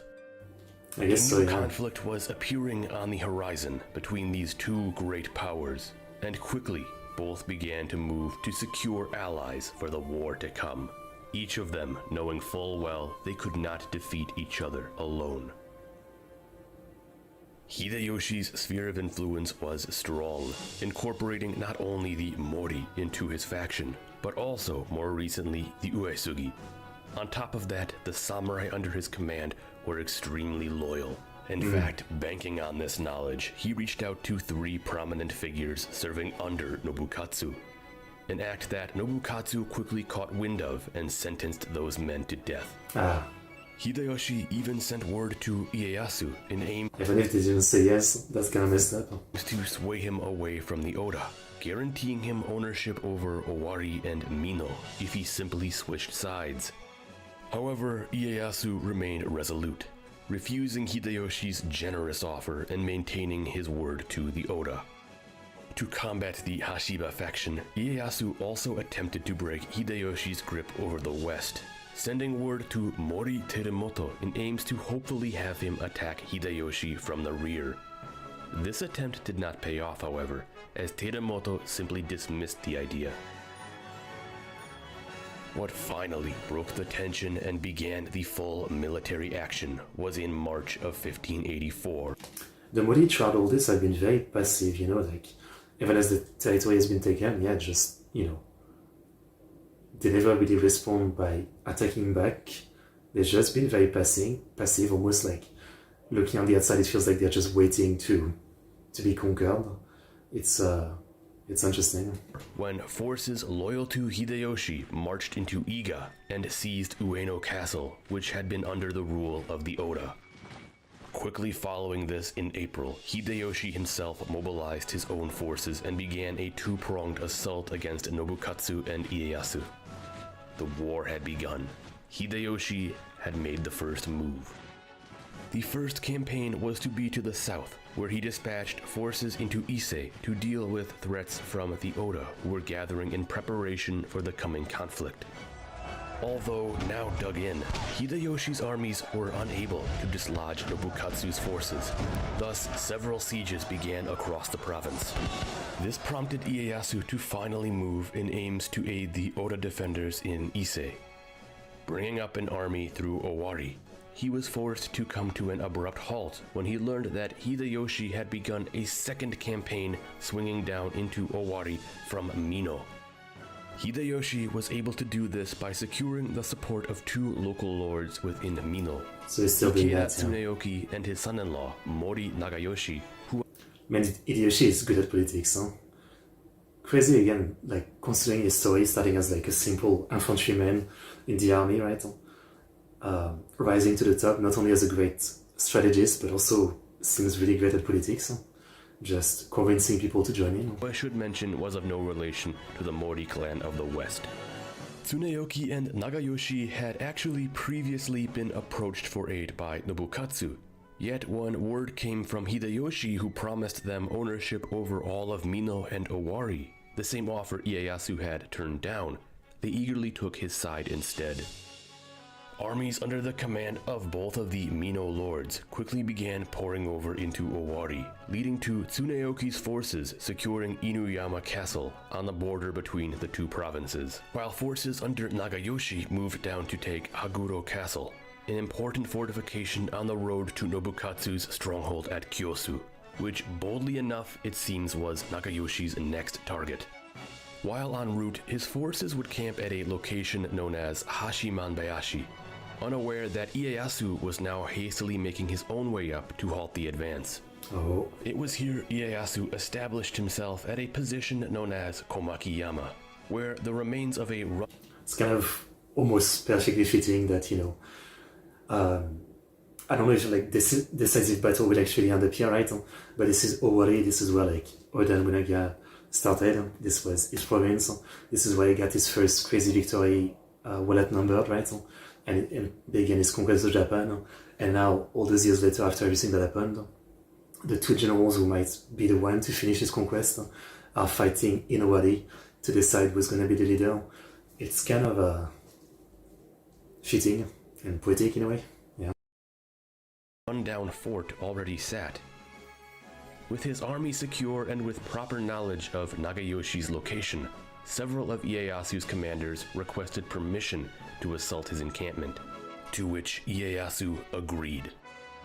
At dawn the following day, Tokugawa soldiers stormed Nagayoshi's location, catching his forces completely off guard and causing a mass rout, as Nagayoshi himself retreated back to Haguro. Angered at his son-in-law's failure, Ikeda Tsuneyoki took matters into his own hands and dispatched an additional 3,000 soldiers to aid Nagayoshi. In response, Ieyasu deployed another contingent to intercept the Ikeda forces. However, this time he wasn't so lucky, and the Ikeda army avoided detection by the Tokugawa and made it to Haguro safely. This would prompt Ieyasu to further fortify his position at Komaki, restoring the old fort and building further walls of palisades and digging deep surrounding trenches. He also ordered the reconstruction of 2 more castles nearby to further bolster his defensive network. It's crazy how fast everybody's building castles, right? And obviously I understand that Japanese castles are like, they're not as big as what you think of like a European castle, right? Which sometimes they take like decades to build, but it's still crazy how like everybody is just throwing up castles in 2 seconds. Yeah, I mean, I don't know who was building castles at this time. I guess the army was part of it, but I'm talking about like the engineer behind it.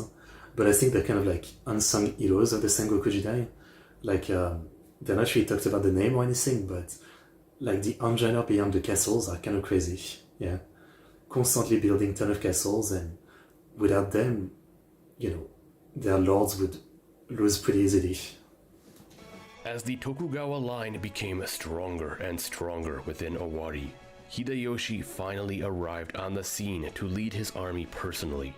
Arriving at Tsuneyoki's location at Inuyama on the 7th of May, Hideyoshi's intent was to clash with Ieyasu in a decisive battle. Not wishing to charge foolishly into Ieyasu's defensive position at Komaki, Hideyoshi would go on to build up an even more impressive line of fortifications while setting up his own headquarters at a position known as Gakuden. Linking together strongholds with palisades, he created what is often referred to as a greater version of the palisade line seen at Nagashino. We can estimate by this point that Hideyoshi was fielding a force somewhere around 40,000 strong, while Ieyasu, on the other hand, linking together with Nobukatsu's soldiers, had a force around 18,000 strong. Yet although Hideyoshi's numbers more than doubled Ieyasu's, he would refuse to budge. In fact, neither of them would. Having both been at the Battle of Nagashino 9 years prior, they each knew what a full-scale assault on a fortified palisade line looked like, as matchlock fire would easily tear through any attack. I still feel like with the numbers, I mean, you can probably do it. The Battle of Nagashino, the Takeda were not only charging the matchlock palisade, but the Takeda were also outnumbered. they just had no chance. But here, you might suffer terrible loss, but you might actually overtake the palisade. Thus, a long stalemate set in, as both sides just sat and waited. Finally, after what many assume was out of sheer boredom, Ikeda Tsuneyoki came to Hideyoshi with a plan to dislodge Ieyasu. Being that Ieyasu had taken much of his forces with him, leaving his own territory unguarded, he suggested that Hideyoshi should allow him to take a detachment to swing around the Tokugawa lines and attack into Mikawa. This would force Ieyasu into sending a portion of his own army after him and weaken the Tokugawa line, allowing Hideyoshi to easily sweep over his position and break through Komaki. Hideyoshi agreed to the plot. If utter secrecy was maintained, it had a strong chance of success. However, Hideyoshi also warned Tsuneyoki not to push too deep, as doing so would weaken their actions as a whole. With consent given, Tsuneyoki, along with Nagayoshi and several other commanders, headed out at midnight with a force of 20,000, making their way south. How do you even keep secret 20,000 men marching? Yeah. That's crazy. Around Ieyasu's position. They had thought they had completely evaded all detection, yet soon, farmers of all people reported to Ieyasu the movements of Tsuneyoki. Initially, Ieyasu refused to believe them, thinking their words to be some form of trick from Hideyoshi. Yet when scouts returned and confirmed the story, Ieyasu had to act fast. Leaving only 6,500 men at Komaki, Ieyasu took the remainder of his and the Oda soldiers and quickly set off after Tsuneyoki. By this point, the Tokugawa castle of Iwasaki had already fallen to Tsuneyoki, whose own forces were at this time becoming somewhat detached from one another, strung out along the road as they marched. They were so far strung out that Tsuneyoki's rearguard were engaged by Ieyasu's army while they were still eating breakfast. Hearing the sounds of matchlock fire in the distance and realizing what was occurring, several of Tsuneyoki's divisions quickly redeployed to the nearby village of Nakakute, where they found a nice defensible ridge to take up position. As Tokugawa soldiers advanced up to the enemy at Nakakute, Tsuneyoki's forces rained bullets into their advance, driving off the Tokugawa attack. However, it was then revealed that Ieyasu had arrived on the field at the head of the Tokugawa main body. This was somewhat unexpected, as no one thought Ieyasu would actually abandon his position at Komaki and strike back with such a large force. Quickly, word was sent to Ikeda Tsuneyoki himself, who was still at Iwasaki Castle. Upon hearing the news, he and Mori Nagayoshi rushed to Nakakute, where they recomposed their army. Although Tsuneyoki still possessed greater numbers, the size of both forces were still close. Thus, a hard-fought clash was soon to come. This is really good as far as both sides are really good. Not only the main generals, right, Hideyoshi and Ieyasu, but also the sub-generals and everybody. They're not doing stupid stuff, we've seen a lot of different clans doing. Both sides are really strong and competent, which is kind of nice to see. The second phase of the Battle of Nagakute began around 9 o'clock in the morning, as Ieyasu ordered his matchlock soldiers to advance and fire upon enemy positions. As both sides began to open up on one another, two of Tsuneyoki's sons attempted to break through the Tokugawa lines. This resulted in their charge against Ii Naomasa, a Tokugawa retainer who will in time earn a legendary reputation. Naomasa absorbed the brunt of their attacks and managed to hold off the sons long enough for his soldiers to rout them with repeated volleys from their arquebus guns. It is said that even Tsuneyoki attempted to aid them, yet was unable to break Naomasa's line. On the other side of the field, Mori Nagayoshi was waiting in anticipation for Ieyasu to make a move on the left wing. Yet he was caught completely off guard when Ieyasu ordered his whole contingent to charge in two sections. Crashing into Nagayoshi's forces, his soldiers became disoriented as chaos began to spread. In aims to rally his men to hold the line, Nagayoshi quickly rode back and forth, yelling and waving his war fan, easily sticking out on the battlefield. Noticing him, a Tokugawa Ashigaru armed with a matchlock carefully took aim and sent a bullet straight through his skull. I thought you couldn't aim that well with matchlock.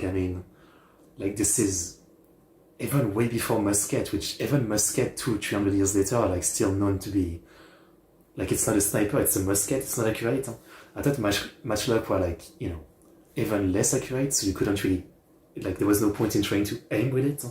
You just kind of like hope that the bullet is gonna hit something. Huh? I'm surprised that you could do sniping like this, huh? With a matchlock. I mean, that's crazy. That's crazy. Nice shot.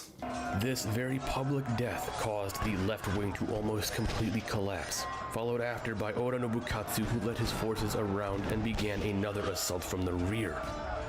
With things now drastically falling apart for Tsuneyoki, he slumped over in despair, allowing a young Tokugawa samurai to charge at his position and claim his head. Ieyasu had won at Nagakute, and even more impressively, he had done so with extremely minimal casualties. Immediately, a messenger rushed back to Hideyoshi and relayed the news of the defeat at Nagakute, which caused him to rapidly set off with reinforcements. If Hideyoshi was able to catch Ieyasu now in the field, it would mean doom for the outnumbered Tokugawa. I guess, yeah. Yet as soon as he began to move, heroically, the veteran and respected Tokugawa commander, Honda Tadakatsu, rode out with a small force and began to threaten Hideyoshi's rear. Easily, Hideyoshi could have fallen on him and crushed this legendary figure. Yet instead, he was taken aback by Tadakatsu's bravery, and instead declined to attack. This moment of stalling was all that was needed for Ieyasu to return to a position of safety once again, resulting in a renewed period of stalemate. A period that so went much on back and and forth on as both sides continued to sit behind their palisade lines once again, refusing to move. Finally, Oda... It's almost like a trench deadlock kind of thing from World War One, which is so much later, right? Both realizing that, you know, like charging the other side's position is just running into an hail of bullet. In the trench warfare, it was obviously the machine gun, right? But yeah, it's really interesting how insanely dissuasive to an attack this kind of thing can be. Nobukatsu began to crack under the pressure from this prolonged conflict and went behind Ieyasu's back to sue for peace with Hideyoshi, a submission that would cause the Oda to essentially lose all authority. Oof. This is a somewhat anticlimactic decision, which left both Ieyasu and Hideyoshi with no more cause to fight. Thus, both forces simply withdrew from Owari. This brings about the interesting ending to events that sees defeat really only fall upon Oda Nobukatsu and not Ieyasu. I was gonna say, like, I'm surprised, yeah, like, we know that this isn't the end of Ieyasu's story, so how does he get out of this? As Ieyasu himself, having won the major clashes against Hideyoshi, stood his ground and somehow still came out of this whole situation being called a victor. Of course, Hideyoshi got his way too. Although technically losing the conflict at Komaki and Nagakute, he would still ultimately get Nobukatsu to submit to him. The chess match between the Hashiba and Tokugawa was over, and perhaps both of them had found a new respect for each other. Yeah, it really reminds me, like, the best way I can put this is Takeda Shingen, Uesugi Kenshin, I guess 20 years before this, 15 maybe, I forgot the date. The same way they had fought with like insane strategy, constant back and forth, and in the end, neither side really won. This is what it feels like. You know, both sides with great strategy. Each other, realizing what the outcome would be if they were to formally go to war. For Ieyasu, he would never be able to hold out forever against the might of Hideyoshi. Yet Hideyoshi also came to realize that fighting Ieyasu would be an extremely deadly affair. Of course, they still remained wary of one another, as each posed a unique threat to each other's existence. Yet something still needed to be done to end this dangerous turmoil between the two. Following the clash at Komaki and Nagakute, a series of arrangements were made that included castle transfers, hostage transfers, and even adoptions. It was clear that both clans decided it would be more mutually beneficial to try and coexist, as they now were linked closer together than ever before. Interesting. It wouldn't be until 2 years later, in 1586, when Ieyasu finally came fully under Hideyoshi's sphere of influence. cemented not only by Ieyasu traveling to Osaka to swear his allegiance, but also... I really don't remember what happens. Like, does Ieyasu eventually betray Hideyoshi? Or is it just that Hideyoshi dies and Ieyasu takes over? I mean, no spoiler, but I never remember what happens between those two. So I guess we'll see. So, the marriage of Hideyoshi's sister to Ieyasu himself. So, what can... Man, that was great. Seriously, this reminds me of the stuff with Shingen and Genshin many episodes ago. The back and forth and two commanders, you know, who are great themselves, but they also have like so many great generals under them. So like everybody's, you know, doing the best strategy. He called it a chess match, and I think that's what it feels like, yeah. Even though I cannot play chess, it feels kind of like that, yeah. It feels kind of like that. So. Very cool. Great episode. Okay, gonna take a quick break. Give me 5 minutes. I'll be back to continue this. We'll watch a few more episodes, I feel like. So I am coming back.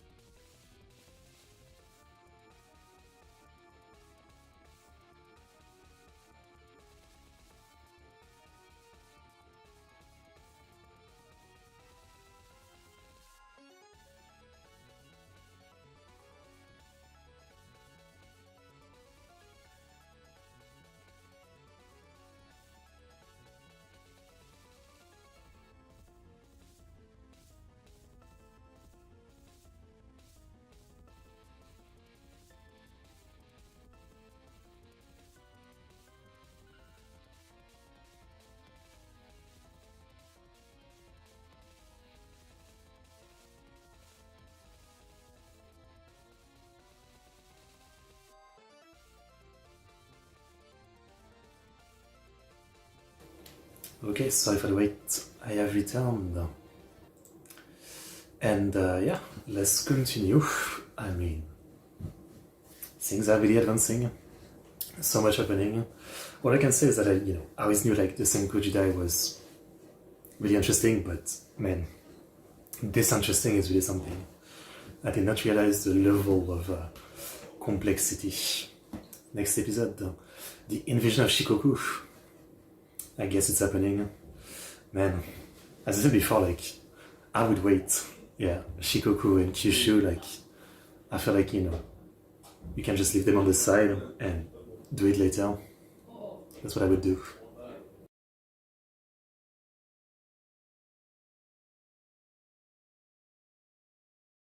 Hey guys, before again sponsoring this video,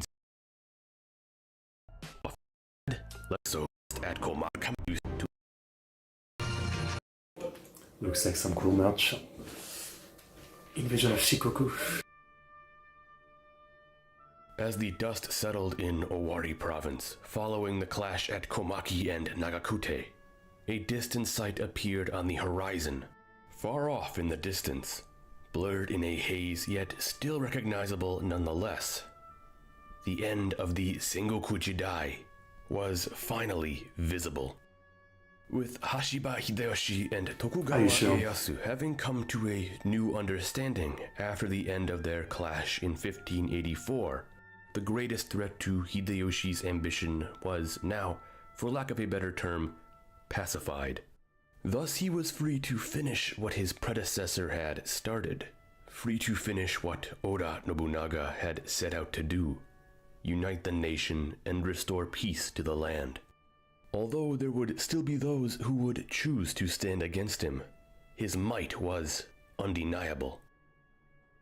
1585 would be an important year for Japan, not just for Hideyoshi, yet his actions in this monumental year would continue to not only cement his existing position, but also enter his reign into a new chapter. Okay. Until this point, all of his actions on the road to lordship since the death of Nobunaga had been under the false pretense that he was acting in the sole interest of the Oda family. However, finally following the Battle of Komaki Nagakute and the submission of Oda Nobukatsu, we can at last see Hideyoshi cast aside this facade. The vassal had become the lord, and the lord, the vassal. This was the one thing Shibata Katsuie had been trying to prevent back at the Kiyosu Conference and in the 1583 Battle of Shizugatake. Now formally, the central regime was Hideyoshi's clan. The man born a commoner had risen to officially become the ruler of the strongest power in the entire country. 1585 would not prove to be a year as challenging as the past three had been. There would be no titular conflicts like at Yamazaki, Shizugatake, and Komaki Nagakute that had so far been the story of Hideyoshi's reign. Instead, we can take note of three other conflicts that would play out across the country. These clashes would not be new, but instead would be the result of the wider conflict that had started the year prior at Komaki and Nagakute. Essentially, Hideyoshi was still mopping up the mess that had begun the year before. When Tokugawa Ieyasu had declared his support for the Oda in the prelude to that conflict, he was joined by others who also wished to stand against the Hashiba. To this end, Hideyoshi still needed to put down holdouts of resistance in Ki and Echu. In Ki, there's still like under Echu, this part, I don't know what it is, but it's been like green for so long and no one seems to care about it.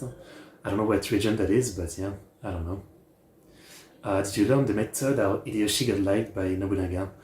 Is it he wound his sandal against his chest or something? Is that story?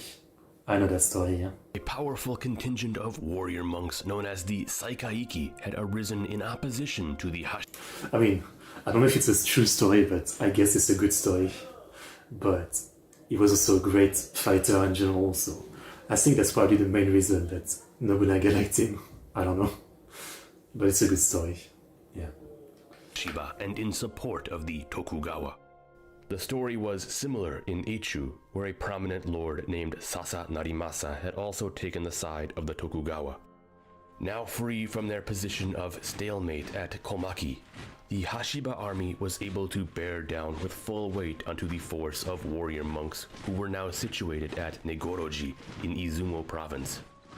It is here through a series of sieges, Hideyoshi would emulate Nobunaga's brutal tactics seen during the massacre of Mount Hiei.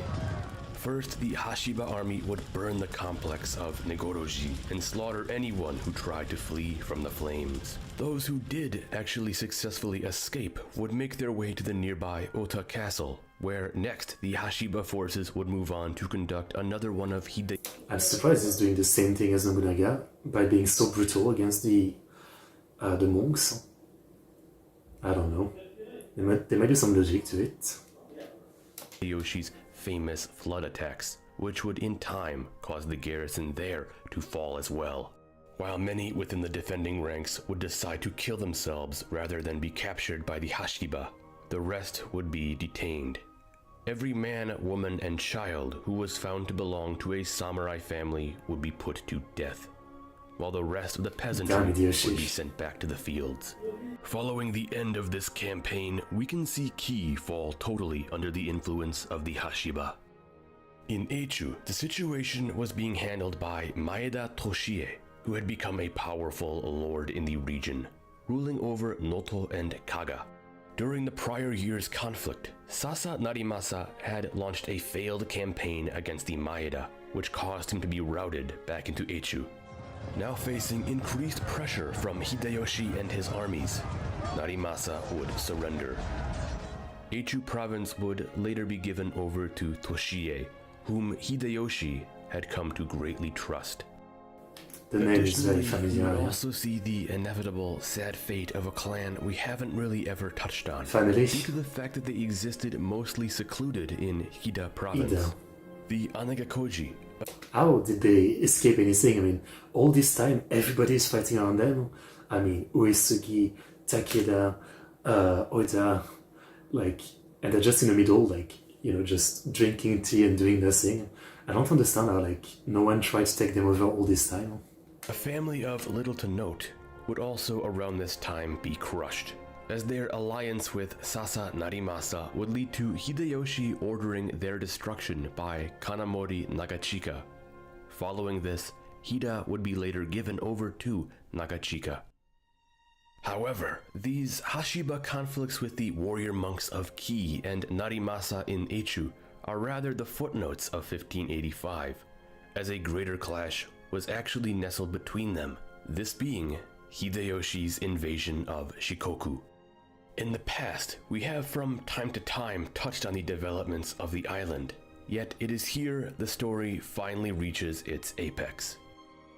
Chosokabe Motochika had for years been working towards taking full control of the island, and by the year 1583, that dream finally became a reality when he was able to at last defeat the Sogo clan, who had inherited their power from the once great Miyoshi family. After seizing Sanuki and Awa, Shikoku was now firmly in the hands of the Chosokabe. Unfortunately, Motochika would not have long to enjoy his achievement, as in 1584, he would make a bad lapse of judgment when he decided to take the side of Tokugawa Ieyasu during the Battle of Komuki Nagakute. Because of this, Hideyoshi dispatched Sengoku Hidehisa. I mean, even if he didn't, I'm sure Hideyoshi planned to take Shikoku no matter what, so, you know, I guess he just would have had more time maybe to prepare. With a detachment of soldiers to Shikoku to assess the motives of the Chosokabe. Hidehisa had previously been the one who had seized Awaji Island and was relatively familiar with the area. However, upon making his way onto Shikoku, he would be confronted by a hostile force under Motochika and would be defeated at Ikeda, causing his retreat from the island. With Motochika now seen as an enemy by Hideyoshi, it was all the convenient pretext he needed to legitimately call for a full-scale invasion of Shikoku. Yet actually, the first action we see by Hideyoshi is instead a period of psychological warfare, as he would dispatch spies and other shinobi onto Shikoku to not only embed themselves into Chosokabe territory, but also spread rumors of a massive impending attack. Upon hearing these whispers of a possible assault on Shikoku, Motochika, surprisingly enough, became somewhat concerned after his already hostile attitudes towards Hideyoshi and sent an envoy to Osaka to learn the truth of the matter. It was here Hideyoshi issued his ultimatum to the Chosokabe: surrender and be allowed to only maintain control over the province of Tosa or face the full might of the Hashiba army. Furious, Motochika refused to back down. Thus, Hideyoshi began preparations for the invasion. It's honor as always, right? It's like, the guy probably knows that he has no chance. I mean, you might say, sure, it's not that easy to invade the island, but still, you have no chance.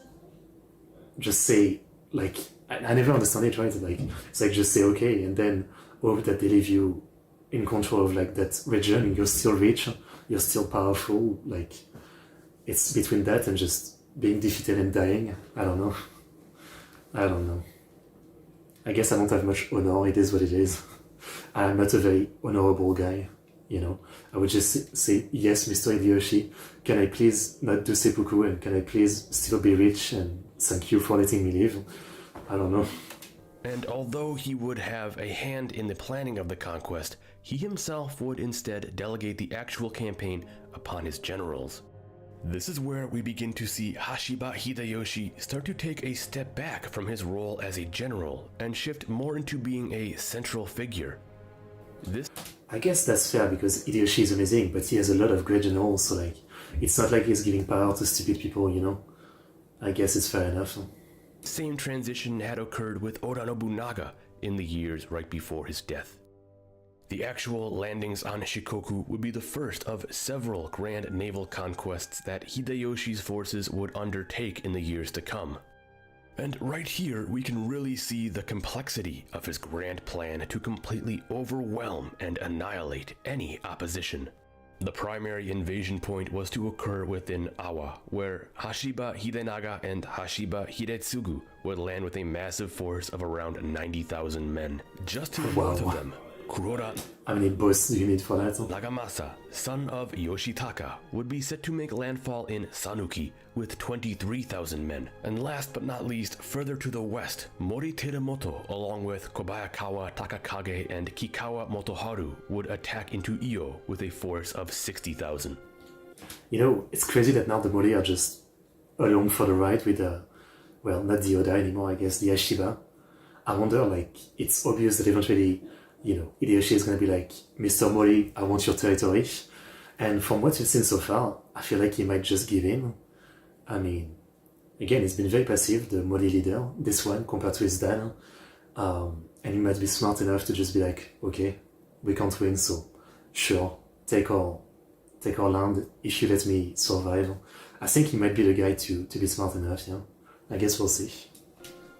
Chosokabe Motochika would establish himself in a central position at the head of 8,000 men to attempt a bitter defense of the island. 8,000 men versus 90,000.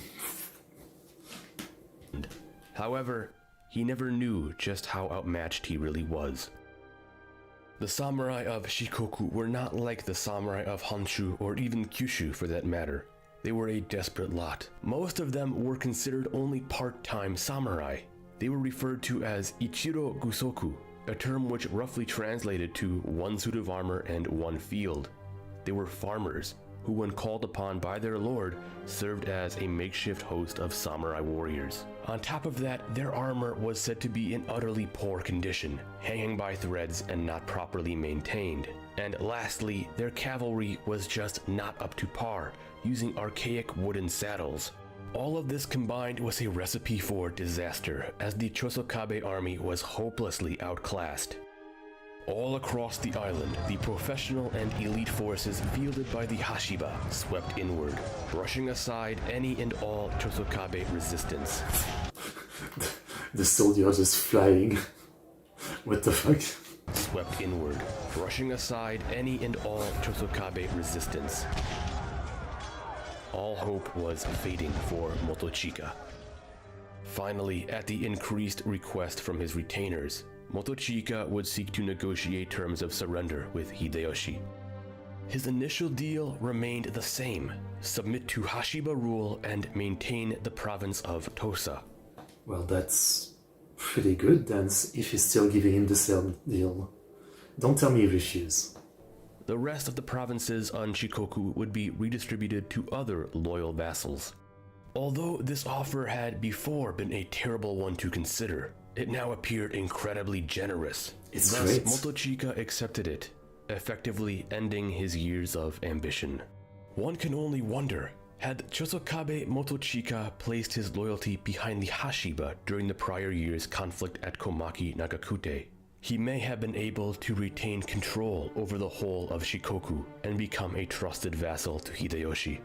Instead, his ambitious nature got the better of him and would in the end cost him everything, as all of the years of effort he had put into unifying his island would be undone in roughly a month's time. With the submission... I mean, he literally doesn't have to kill himself. He literally keeps, like, half of the island. I think it's a good deal. I mean, it's a very good deal. Of the Chosokabe, Shikoku now totally belonged to Hideyoshi. Something his... That was so fast. I mean, I didn't realize Shikoku was so weak in comparison, which makes me think now how easy is it going to take Kyushu. I mean, we haven't talked about Kyushu in a bit, but I wonder if like the Kyushu samurais are actually strong, and if this is going to be like a bigger battle. Predecessor had only ever dreamed of accomplishing.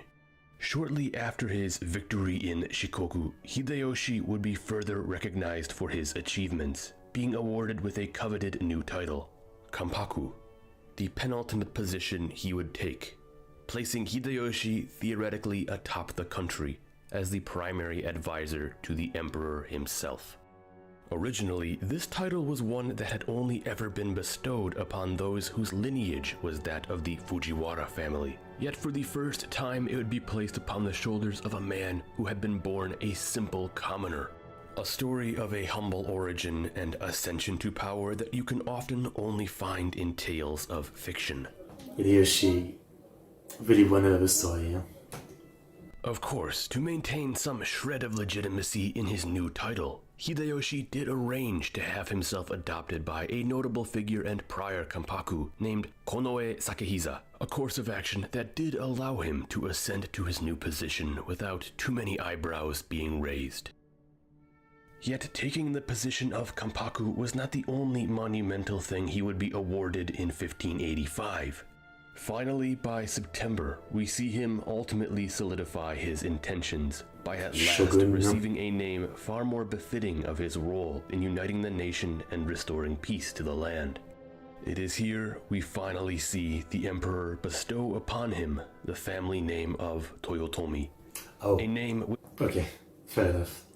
I keep forgetting, yeah, he was still a Shiva at this point, huh? Fair enough. Which can be translated to mean bountiful minister. From this point on, his legacy would forever be intertwined with this name. Soon he would... I mean, until this says I didn't know he was called Shiva. Begin preparations for the next step of his southwesternly crusade, the inevitable invasion of Kyushu. Although he rightfully knew Kyushu would be a far tougher obstacle than Shikoku. For now, however, he would be able to briefly enjoy his moment of victory, sitting atop Japan, knowing it would all soon be under the rule of the Toyotomi. I mean, there's still like a lot going on the northern side. Yeah. So, what... Man, Hideyoshi is pretty great, isn't he? Yeah. I mean, I might like him even more than Nobunaga. Just ultra interesting figure, yeah. Okay, next episode, the first siege of Ueda.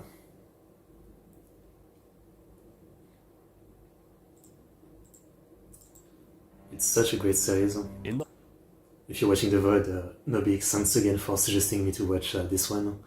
I was gonna watch the one by Kings and General, which I'm sure is good, but it was only like 3 hours, and yeah, that would have been way too fast for how much interesting stuff there is to cover in this series, so thanks for recommending the Shogunate videos. Alex.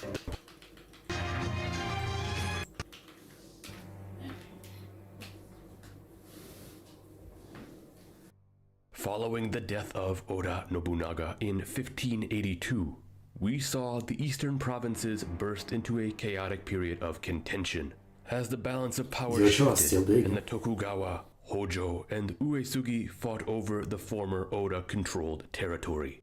As I have previously discussed, this period was to be remembered as the Tensho Jingo conflict, and although it was a climactic alteration of the situation east of the capital, it surprisingly came to an end without any major war breaking out.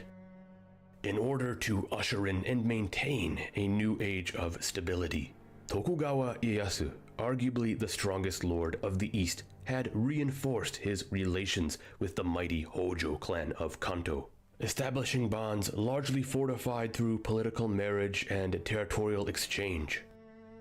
Yes, by 1585, peace was coming to reign throughout the region, a stark contrast to how the East had appeared just 5 years prior when the Takeda still existed, let alone 25 years prior when 4 powerful clans had all been working to assert their dominance. For now, only 2 great powers remained, and Ieyasu was set to ensure a steadfast coexistence.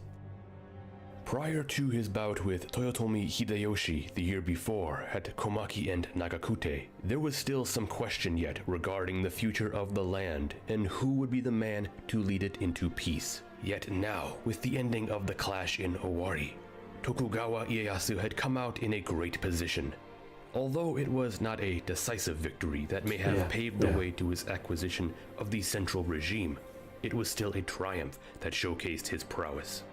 Ieyasu now fully accepted Hideyoshi as the great power he was, and even though in time he would even swear allegiance to the Toyotomi, by 1585 it was clear that the two had come to an understanding of each other. Although they did not necessarily trust each other, they both understood the capabilities of one another, and had come to a series of agreements to strengthen the bonds between their clans, an obvious attempt to ensure future peace and stability. Thus, with his relationship with the Hojo and the Toyotomi secure, Ieyasu was set to focus solely on the well-being and growth of his domain, which actually was soon to face some internal conflict. Oh? Sanada Masayuki is one of the most fascinating figures of the Sengoku Jidai. How many times has he switched side already? Is he gonna switch side again? That we have touched on from time to time in the past. Previously, we witnessed after his brothers were slain at the Battle of Nagashino 10 years prior, he became the head of the Sanada family. As a vassal of the ailing Takeda clan, Masayuki had desperately attempted to save the Takeda by requesting to shelter his lord, Takeda Katsuyori, in 1582.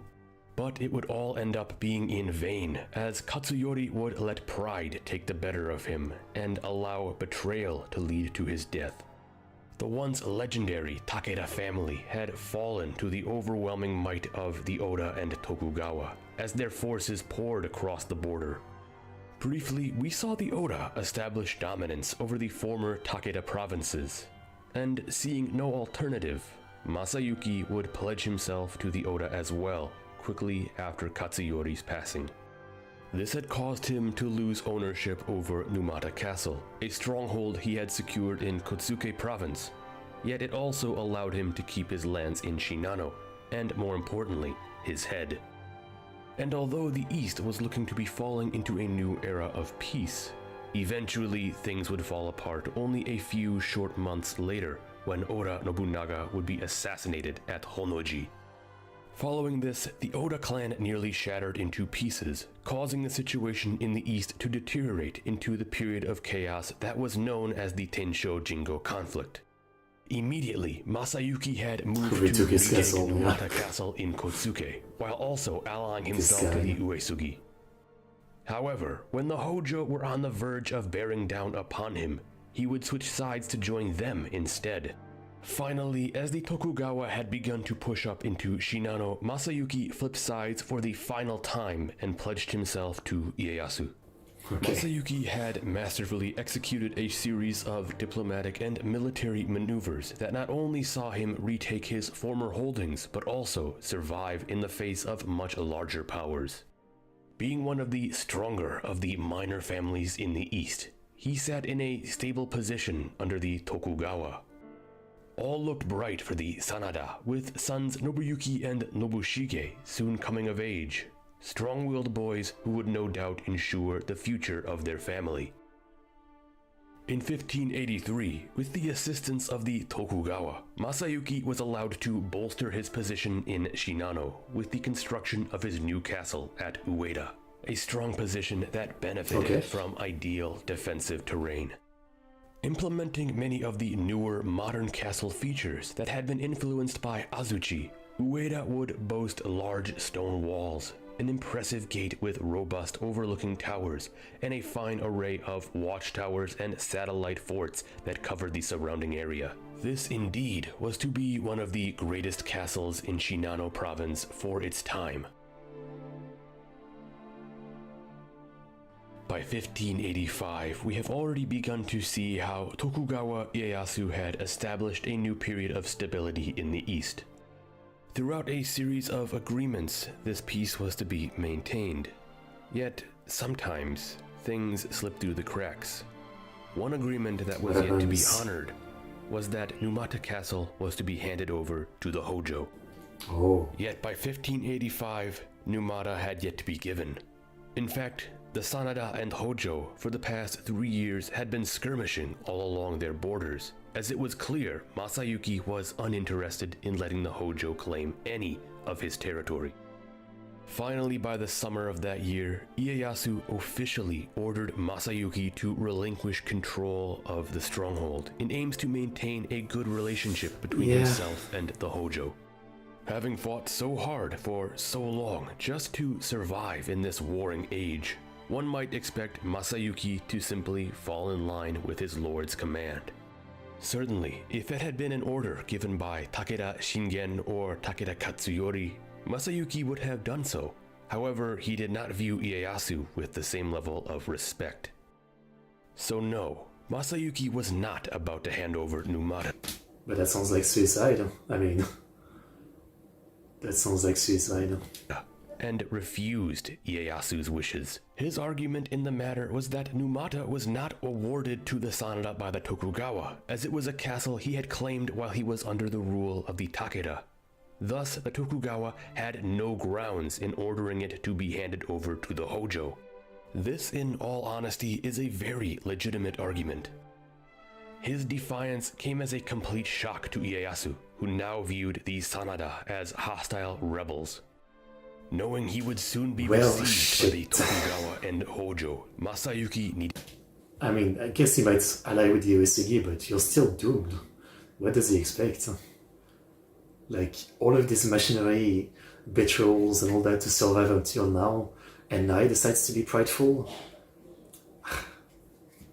To act fast to guarantee any chance of survival. His largest hope laid in the hands of Daimyo Uesugi Kagekatsu of Ichigo, a lord whom Masayuki had previously pledged himself to. Sending word to Kagekatsu, Masayuki offered his son Nobushige as a political hostage in exchange for military assistance. Kagekatsu would agree. Thus, Nobushige, a boy who would later be remembered as Yukimura, would be sent north, while Uesugi armies departed to aid the Sanada.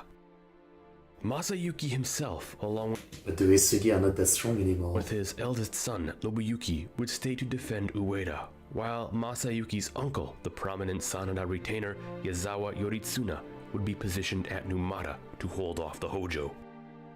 In July, Ieyasu would finally dispatch an army of 7,000 under the command of Tori Mototara and a number of other prominent lords to march up to subjugate Masayuki, who was only estimated to possess around 1,200 men. By August and into September, the Tokugawa army had amassed and begun their siege of Ueda and its surrounding satellite fortifications. And finally, by September 25th, we can see the Tokugawa forces begin to launch their first focused assault. As their massive force pushed past the satellite fort of Ueno and in towards Ueda's second bailey, it looked as if the castle would fall easy prey to the Tokugawa. However, as they stormed the position, they were soon met with a surprise Sanada counterattack. But even then, with the smaller Sanada force pitted against the much larger Tokugawa army, it still appeared like an easy victory. Although, This was all part of Masayuki's plan. The smaller Sanada force would draw the Tokugawa army deeper into the castle complex, allowing matchlock fire to begin inflicting heavy damage upon the attacking soldiers. Yet what really caught the Tokugawa forces off guard more so than the counterattack was when Masayuki signaled for Nobuyuki to unleash another attack from his position at the satellite fort of Toishi. Faced with not only stiff resistance from the castle, but now also an attack in the flank from forces under the command of Nobuyuki, the Tokugawa contingent quickly devolved into confusion and chaos, prompting them to begin a full retreat. Yet as they fled, Sanada forces chased after them and kept the pressure on, managing to whittle down a large portion of the attacking army. It is said that on this day, around 1,300 Tokugawa soldiers were slain, compared to only 40 that fell from the Sanada. That's it? Ueno showcased the stiff resistance the Tokugawa forces would face should they storm any other part of the Ueda defensive network. I mean, it's a great victory, but it's only because he has to only send 7,000 men. He has a lot more, right? Because he just assumed they weren't that strong, but now that they know that you're strong, you might sound like, multiple time that, and you're still doomed, I feel like. I mean, maybe I'm wrong. All round, the Tokugawa were seemingly set to fall into a long, hard period of sieges in order to uproot the Sanada, a position no leader would want. And when news began to spread of even more Uesugi reinforcements marching south, Ieyasu knew he needed to lay on the pressure more so than ever before, as he would send Ii Naomasa at the head of an additional 5,000 men to aid in finishing the Still fight. kind of low, no? On the Numata front, the Hojo were also facing difficulties, as Yoritsuna's defensive measures were managing to hold the armies of Kanto at bay as well. It was becoming apparent that Masayuki's gamble was paying off, as his forces, aided by the Uesugi, were proving successful against their much larger adversaries. I'm starting to like this guy. I mean, he's kind of a weasel, right? Earlier, like, non-stop switching side, but it's actually kind of good. This seemed like a stupid decision at first, but not going too bad so far, though it still feels like it's doomed eventually, but he's doing better than you'd expect. By October, as Ii Naomasa drew near Ueda with reinforcements, a general withdrawal was called for the Tokugawa in aims to reorganize their offensive. Yet, as Tokugawa forces began to pull back, something would happen that would completely shatter their efforts. Ishikawa Kazumasa, an integral part of the Tokugawa army, deserted Ieyasu. Kazumasa had long been a loyal retainer of the Tokugawa and had served Ieyasu since his youth, but over time, he had become outraged at Ieyasu's leadership. From taking great risks at battles such as Mikatagahara and Komaki Nakakute, to now being defied and held back at Ueda, Kazumasa had begun to view Ieyasu as senseless. This eventually caused Kazumasa to leave Ieyasu's service in exchange for the Toyotomi. With Kazumasa's departure, the Tokugawa war effort fell into a state of disarray. All the time Masayuki needed to bring an end to the conflict. By December, with the Tokugawa and Hojo firmly held back by the Sanada, Masayuki began making petitions to Hideyoshi, which would lead to him too becoming directly involved in the conflict. Interesting, but what would he say, like? Interesting. Man, this guy is good. As he would respond swiftly to Masayuki's pleas. Immediately, military action was to cease, as the Sanada would be brought under the wing of the Toyotomi clan. The Tokugawa and Hojo would have no other choice than to back off. I actually expected the opposite because, with all the negotiation between Ieyasu and Hideyoshi, I thought that Hideyoshi would back Ieyasu with this if it got really bad and finish off the Sanada, but I guess not. Man, the Sanada are good. Sanada Masayuki had essentially won. And although this defeat was a great embarrassment to Ieyasu, it is also said that he would commend Masayuki for his skill in the strategic defense of Ueda. The Hojo too would be scorned, for they would not receive Numata, a castle they strongly believed was theirs.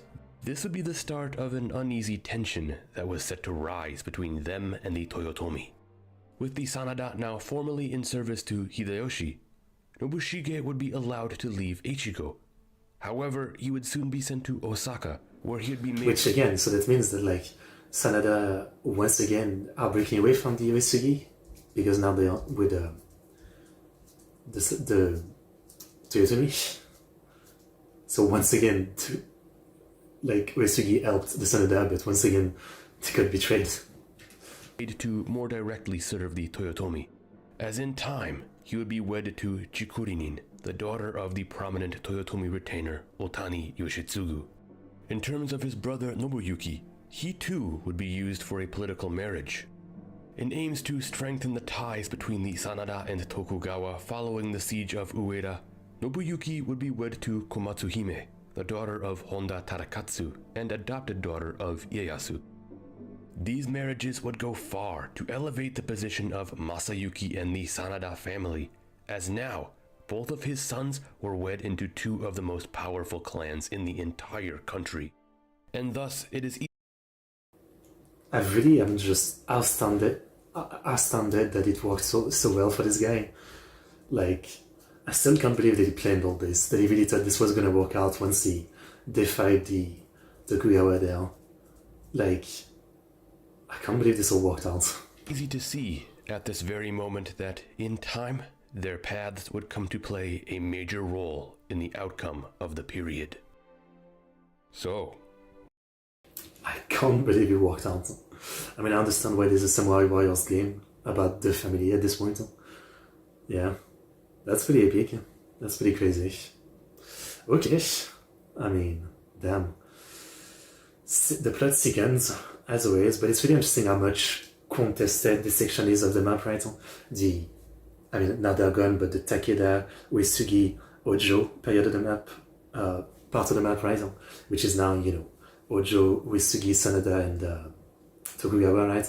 I mean, this has been like one of the biggest major battlefront for like most of the Sengoku Jidai, and to this point, this late into it, it's still like such a clusterfuck of fighting. It's really interesting.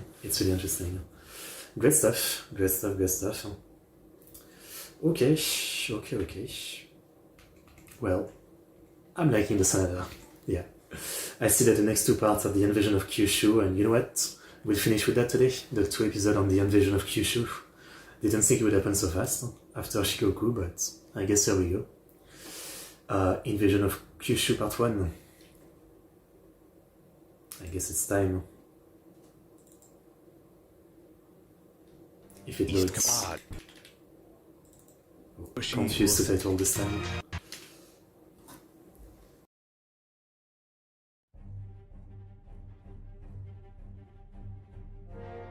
Previously, we saw how in 1585, the most powerful man in the country, the second of the great unifiers, Toyotomi Hideyoshi, launched a swift and successful campaign to subjugate the island of Shikoku, completely crushing the Chosokabe clan, who had come to dominate the island. His victory against Chosokabe Motochika was so easily won, largely due to the weak nature of the Chosokabe army and their lack of advancements in the area of technology and military structure that the armies of Honshu had come to possess. Of course, Hideyoshi's next target was undoubtedly going to be the island of Kyushu. However, to believe that Kyushu would be as simple to topple would be complete folly. In fact, Kyushu shared as much, if not more, technological advancements than the armies of Honshu. Makes sense because they're close to the trade with China. To their primary western trade hubs, which sat far off on their shores, in port cities such as Nagasaki and Kagoshima. These were the places in which western trade flowed into all of Japan, along with it bringing guns and Christianity. However, on top of that, Kyushu was also home to one of the strongest powers in the country, the mighty Shimazu clan, one of the last regional powers independent from Hideyoshi's influence. I wonder if they finished conquering Kyushu at this point, because last time we talked about them, they had like half of Kyushu. Because of all this, attacking into Kyushu was destined to be a far tougher challenge than the invasion of Shikoku, which had gone so swiftly. In past episodes, we have over time seen how the Shimazu clan had slowly climbed out of their position on the southern shores to in time nearly take full control of the island. Through military victory after military victory, the might of the Shimazu army was unquestionable, largely thanks to the impressive display of command by the Shimazu family, Daimyo Shimazu Yoshihisa and his brothers Yoshihiro, Iehiza, and Toshihisa. By 1584, the Shimazu were in control of over half of the island, dominating over Satsuma, Osumi, Higo, and Hyuga. The only opposition that truly remained was from the Otomo, who controlled Bango, Buzen, and Chikuzen, along with the rising power of the Ryozoji, who were located in Hizen and Shikugo. Yet although the Ryozoji were a growing force, they did not sit upon a totally stable foundation, as their home province of Hizen was still contested between them and other families. Another sizable force in Hizen were the Arima clan, who maintained a dwindling position that stretched out onto the Shimabara Peninsula. They only had been able to fend off the hordes of the Ryozoji largely thanks to increased Western trade that had secured them a steady flow of firearms. But sooner or later, it was clear that Daimyo Ryozoji Takanobu, the bear of Hizen, would come to destroy them if they did not find more support. This would lead the Arima straight into the open arms of the Shimazu. In aims to aid the Arima, who were being steadily pushed back, Shimazu Iehiza would arrive to defend against the Ryozoji. This would eventually come to result in the Battle of Okitanawate. Seeking to crush the Shimazu and Arima forces who were still amassing, Takanobu led an army of around 25,000 men towards the Shimabara Peninsula. To counter this, it is estimated that the Shimazu and Arima only possessed around 3,000 to defend. Yet, as we know all too well, one can never count on sheer numbers alone to defeat a Shimazu army. To hold back the initial Ryozoji advance, Arima warships armed with Western cannons were dispatched to deliver a harassing offshore bombardment. This succeeded in stalling a significant portion of Takanobu's force. Damn, that's the reality. We haven't seen that much offshore cannon bombardment. That's actually the first time we've seen this in the Sengoku Jidai. Not a strategy that can be used too often, but pretty nice as far as like using new technology and ideas. With the enemy disoriented, Iehiza then began a surprise attack by Shimazu soldiers into the Ryozoji flank. Takanobu was caught completely off guard and became confused with the situation, perhaps believing his own men had mistakenly engaged with each other. Seeing an opening, Iehiza would then launch a ferocious assault which shattered through the Ryozoji ranks and smashed right into Takanobu's position, succeeding in slaying him and breaking his army. As the Ryozoji began a full retreat, it was left up to prominent Ryozoji retainers such as Nabeshima Naoshige to pick up the pieces. However, for the time being, it was clear that the Shimazu now held great influence over the provinces of Hizen and Chikugo. The only obstacle left for the Shimazu in the aims of taking full control of the island was simply to defeat the Otomo, who had in the past proved to be a less than adequate challenge for the Shimazu. Soon, the Shimazu began probing into Otomo territory to test the resolve of their final enemy. And by 1586, we at last see a major assault occur when Yoshihisa attacked Iwaya Castle with a force of 15,000 men. The castle only had a garrison of around 760, under the command of Takahashi Shigetane, who was the biological father of the later famous Tachibana Muneshige. Iwaya only held out against the Shimazu for 2 weeks until finally falling. I mean, with just 700 men, I guess that's pretty good, huh? Culminating in the suicide of Shigetane. Muneshige, who is believed to have been present, would escape and later fight at the siege of Tachibana Castle. Yet even though this castle would too fall victim to the Shimazu onslaught, it would not stop Muneshige from leading a desperate charge that inflicted heavy casualties. Yet although Tachibana Castle's fall was imminent, A new development would cause the Shimazu army to withdraw from the siege temporarily. To the south, the main bulk of the Shimazu army, which sat at roughly 82,000 strong, had pushed deep That's into a Bono ton. under 3 columns led by the Shimazu brothers. They were almost at the Otomo clan's capital of Funai. This aggression Is this around here, like when they've almost got the island, that Hideyoshi is gonna come? I feel kind of bad for them.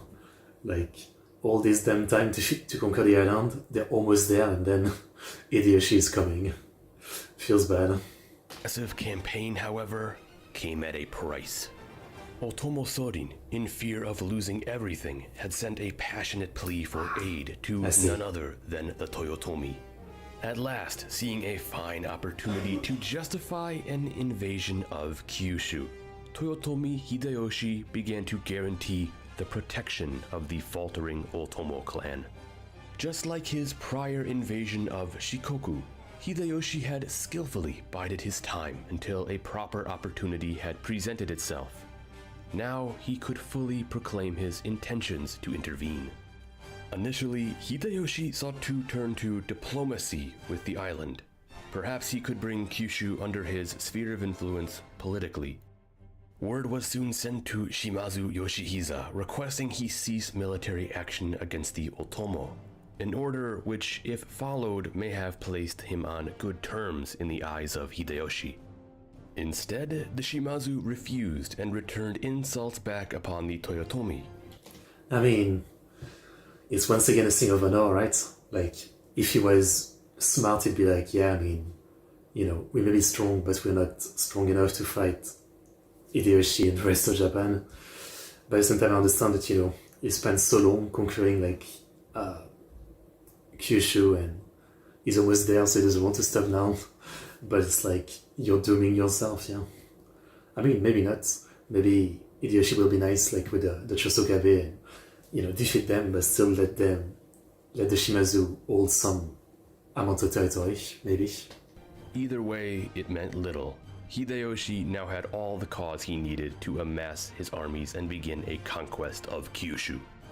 All Shimazu forces now needed to reconsolidate in aims to meet any landing the Toyotomi faction attempted. The first army to make a landfall in Kyushu was under the command of the Toyotomi loyal Chosokabe Motochika and Sengoku Hidehisa. They arrived with a force of around...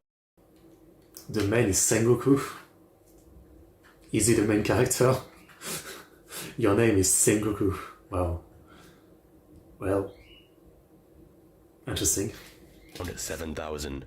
Their orders were to entrench themselves into a defensive position, likely to wait for the rest of the Toyotomi army to arrive. However, Sengoku Hidehisa ignored this command and instead decided to go off on the offensive in aims to link up with Otomo forces and relieve the castle of Toshimitsu, which was currently besieged by the Shimazu general Niro Tadamoto. They unfortunately arrived too late. Toshimitsu had already fallen, and they would be met in battle by a significant Shimazu army at the Hetsukigawa. Initially, the Sengoku and Otomo army were actually successful in pushing back the Shimazu lines. However, it was then quickly revealed that this was indeed a feigned retreat, as more Shimazu soldiers began charging in from the flank. In a short amount of time, the Sengoku and Otomo army was surrounded and utterly crushed. Faced with devastating casualties, including the death of Motochika's eldest... You have the name Sengoku, literally, like, what this whole period of history is named, and you're still this bad. That's a shame. You're not living up to the name, Mr. Sengoku. I'm very disappointed, Mr. Sengoku. I think you should be called something else, Mr. Sengoku. Son and heir who happened to be present, the Chosokabe and Sengoku armies withdrew from Kyushu. The Shimazu had succeeded in driving the first Toyotomi landing back into the sea. And with their attempt to save the Otomo foiled, the Shimazu secured the remainder of their provinces. At least they've done it. I mean, they're gonna hold the full island for like 5 minutes, but they can say they did it. They conquered all of Kyushu, which frankly, very well done. Very well done. That's nice. And briefly achieved their ultimate aim of ruling over the entirety of the island. Yet this dream that had become a reality was not destined to go unchallenged, as the remainder of the Toyotomi army was on its way. A massive invasion that the Shimazu would fight bitterly to fend off. So, what can we learn? So let's see the rest of the invasion, then part 2. Let's see how the Shimazu fall. I mean, it was bound to happen.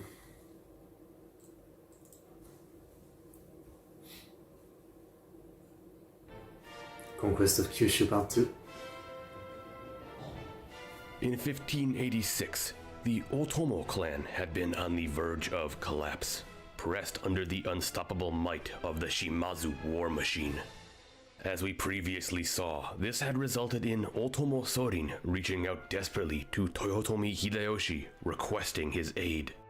Now, we talked a bit about Hideyoshi in the last episode, but I feel it important now to return to him again to further examine his position. Following the conflict at Komaki Nagakute, the invasion of Shikoku, and importantly, the first siege of Ueda, Hideyoshi currently sat in an interesting position, resting between potential conquests in the east and west. To the west, there was obviously the island of Kyushu, an integral region of Japan that needed to be seized. This was easily going to be his next target, yet it is important to not forget that he also had problems in the east. Following the siege of Ueda that saw him intervene in the Sanada clan's favor, bringing them under his protection and denying the Hojo clan Numata Castle, he and the Hojo were now becoming more and more at odds with each other. In the distance, Hideyoshi could see that undeniably he would have to face the might of Kanto, as Hojo Ujimasa would never bend to Hideyoshi's ultimate will. Yet there was no justification for war against the Hojo at this time, and it is important to remember, future stability always requires current just cause for acts of war. I mean, it's been pretty good at that so far, way better than Nobunaga, I feel like. Hideyoshi is not only a great general, but again, he's been great at politics, and, you know, the way he waits for, like, the perfect opportunity every time, you know, with, like, no question that he should join in, it's kind of great. I mean, he really does well, you know. Almost everything Hideyoshi had done so far had been for a reason. He always seemed to have justifiable cause behind his actions, be they strong or flimsy. He had justification to avenge Oda Nobunaga, justification to go to war against Shibata Katsuie and other disloyal former Oda retainers, justification to go to war against Oda Nobukatsu, and in doing so, Tokugawa Ieyasu at Komaki and Nagakute. This in turn also gave him justification to invade Shikoku, as the Chosokabe had backed the Tokugawa during this very conflict. Everything he was doing was, to a degree, warranted.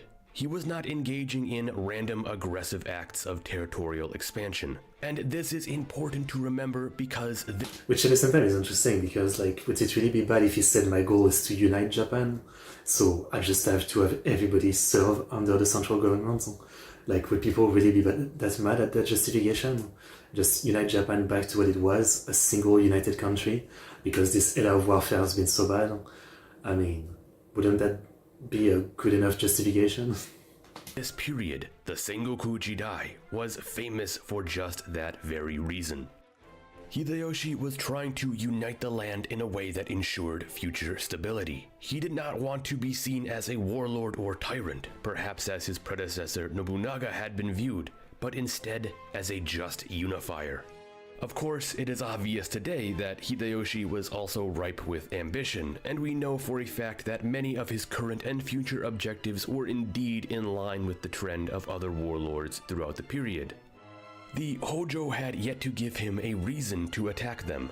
However, a far more promising option, and one that I said in the last episode would no doubt be his immediate next target, was the island of Kyushu. Kyushu, as we know, was engaged in a bitter power struggle, largely between the Shimazu and Otomo.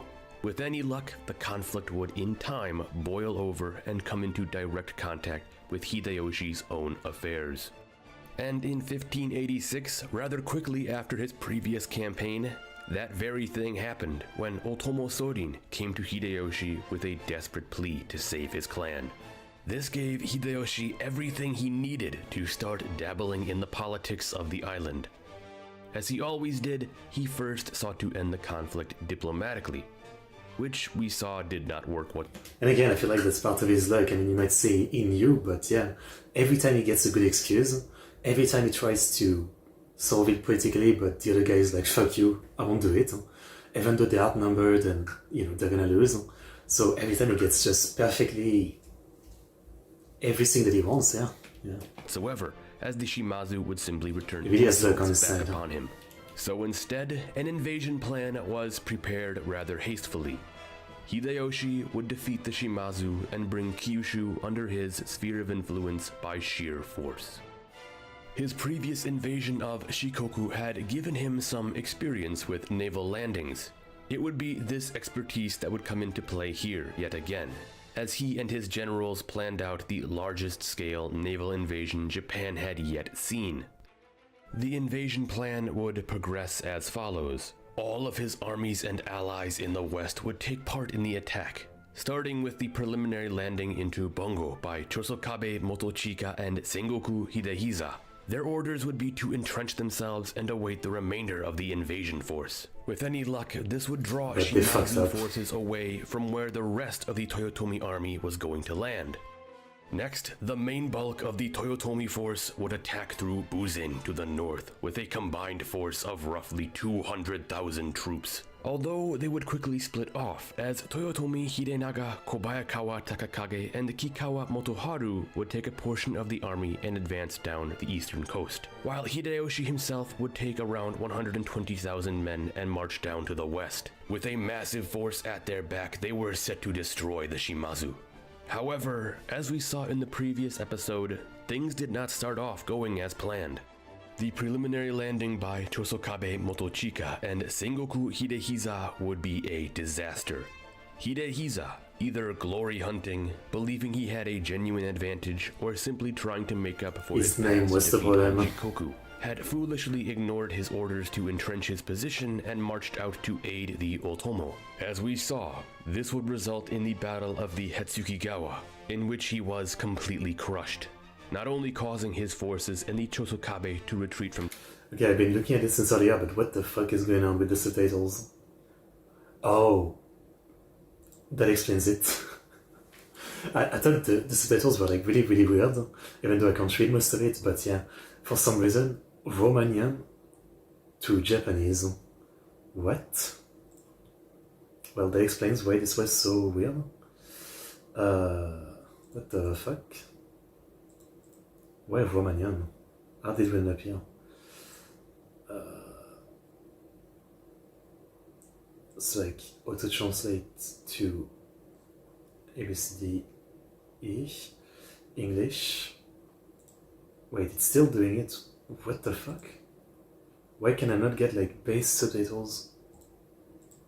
Okay, I guess I'll just take them off, they're broken on this video, for some reason. Kyushu, but also resulting in the death of Motochika's son and heir, Nobuchika. To this end, Hidehisa earned the ire of Hideyoshi, as he would be stripped of all of his land. Understanding that Motochika had followed his orders and had also lost his son during Hidehisa's foolish mistake, Hideyoshi offered to compensate Motochika for the loss by offering him control over Osumi province after it had been taken, an offer Motochika would somberly and respectfully decline. In January of 1587, the main bulk of the Toyotomi army made their D-Day in Kyushu.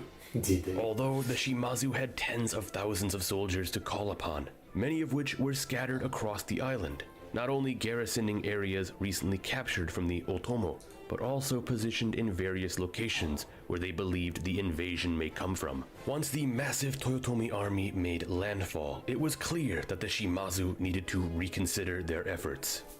Daimyo Shimazu Yoshihisa, taking counsel with his brothers, decided the best course of action would be instead to pull back out of their recently acquired territory and consolidate on a defensive front to the south. Pulling back, the Toyotomi armies were allowed to march almost unchallenged across Kyushu as they began pressing towards the Shimazu power base.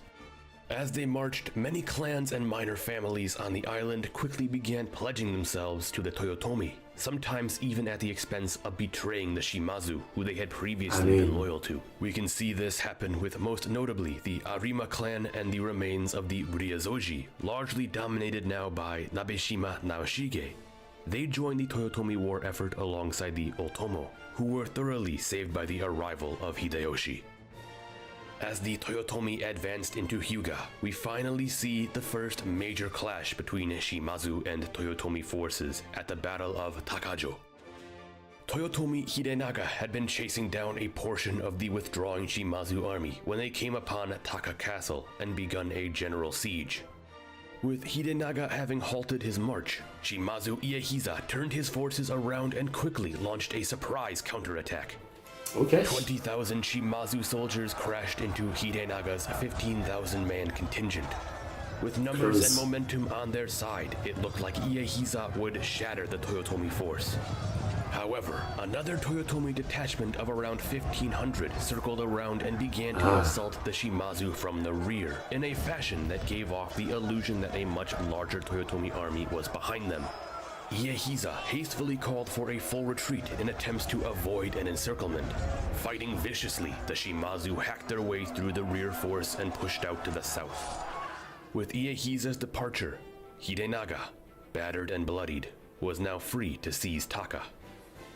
Shimazu forces, unable to mount another offensive charge, returned to the defensive effort, continuing to retreat until finally making another stand at the Sendaigawa. Completely and utterly outnumbered, the Shimazu believed that the defensive terrain at the river crossing would be their only hope of claiming a major victory against their enemy. Yet, fighting with only 5,000 men against an army of 170,000 appears to only be an act of bitter defiance until the end. Nevertheless, the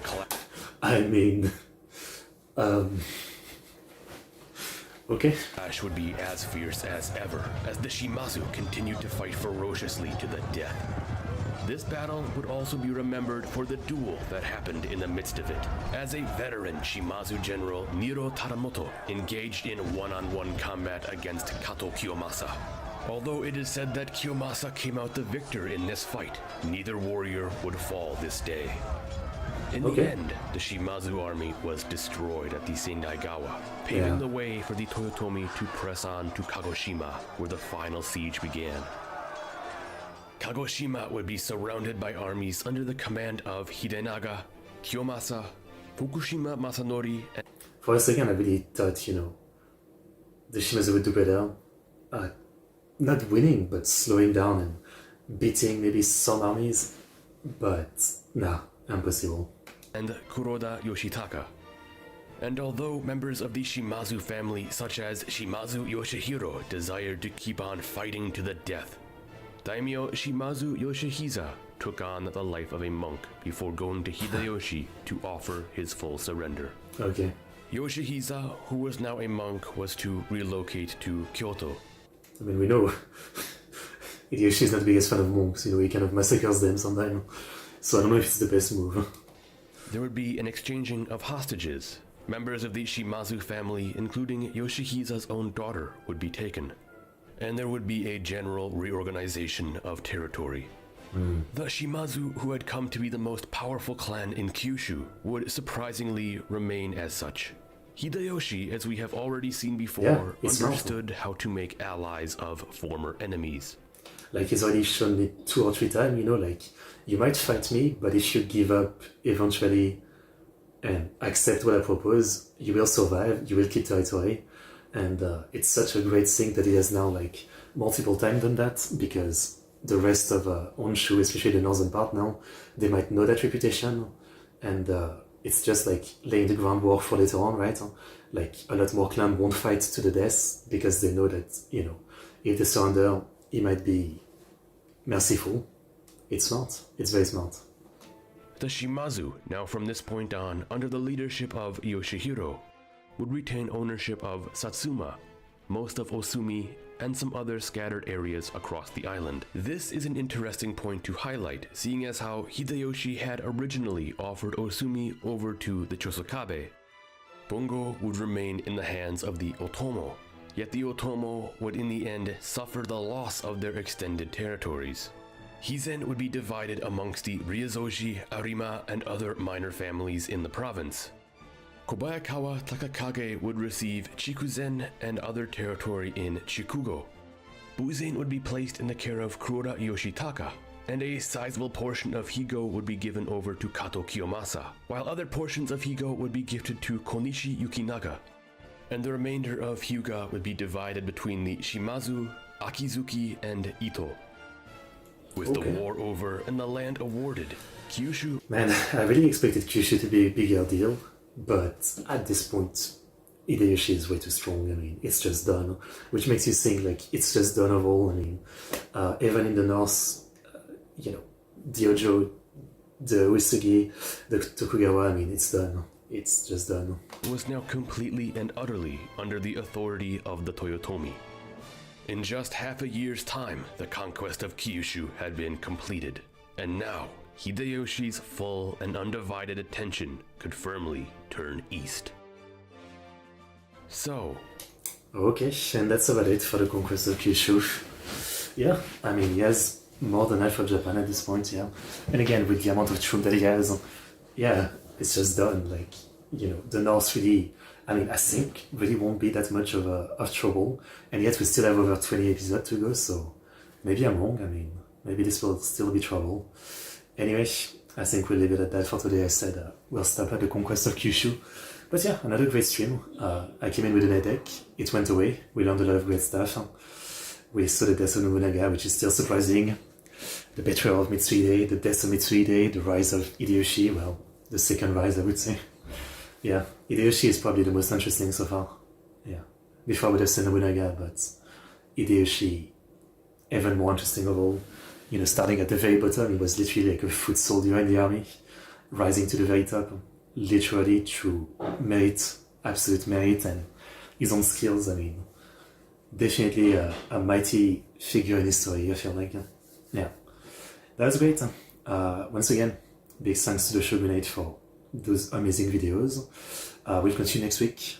Yeah, and I hope you guys enjoyed as always. Thank you Soul and everybody for coming. Tomorrow is the Sunday stream. As always, like, subscribe, comment. Ciao, Yoroshiku onegaishimasu. I'll see you guys next time. See you soon.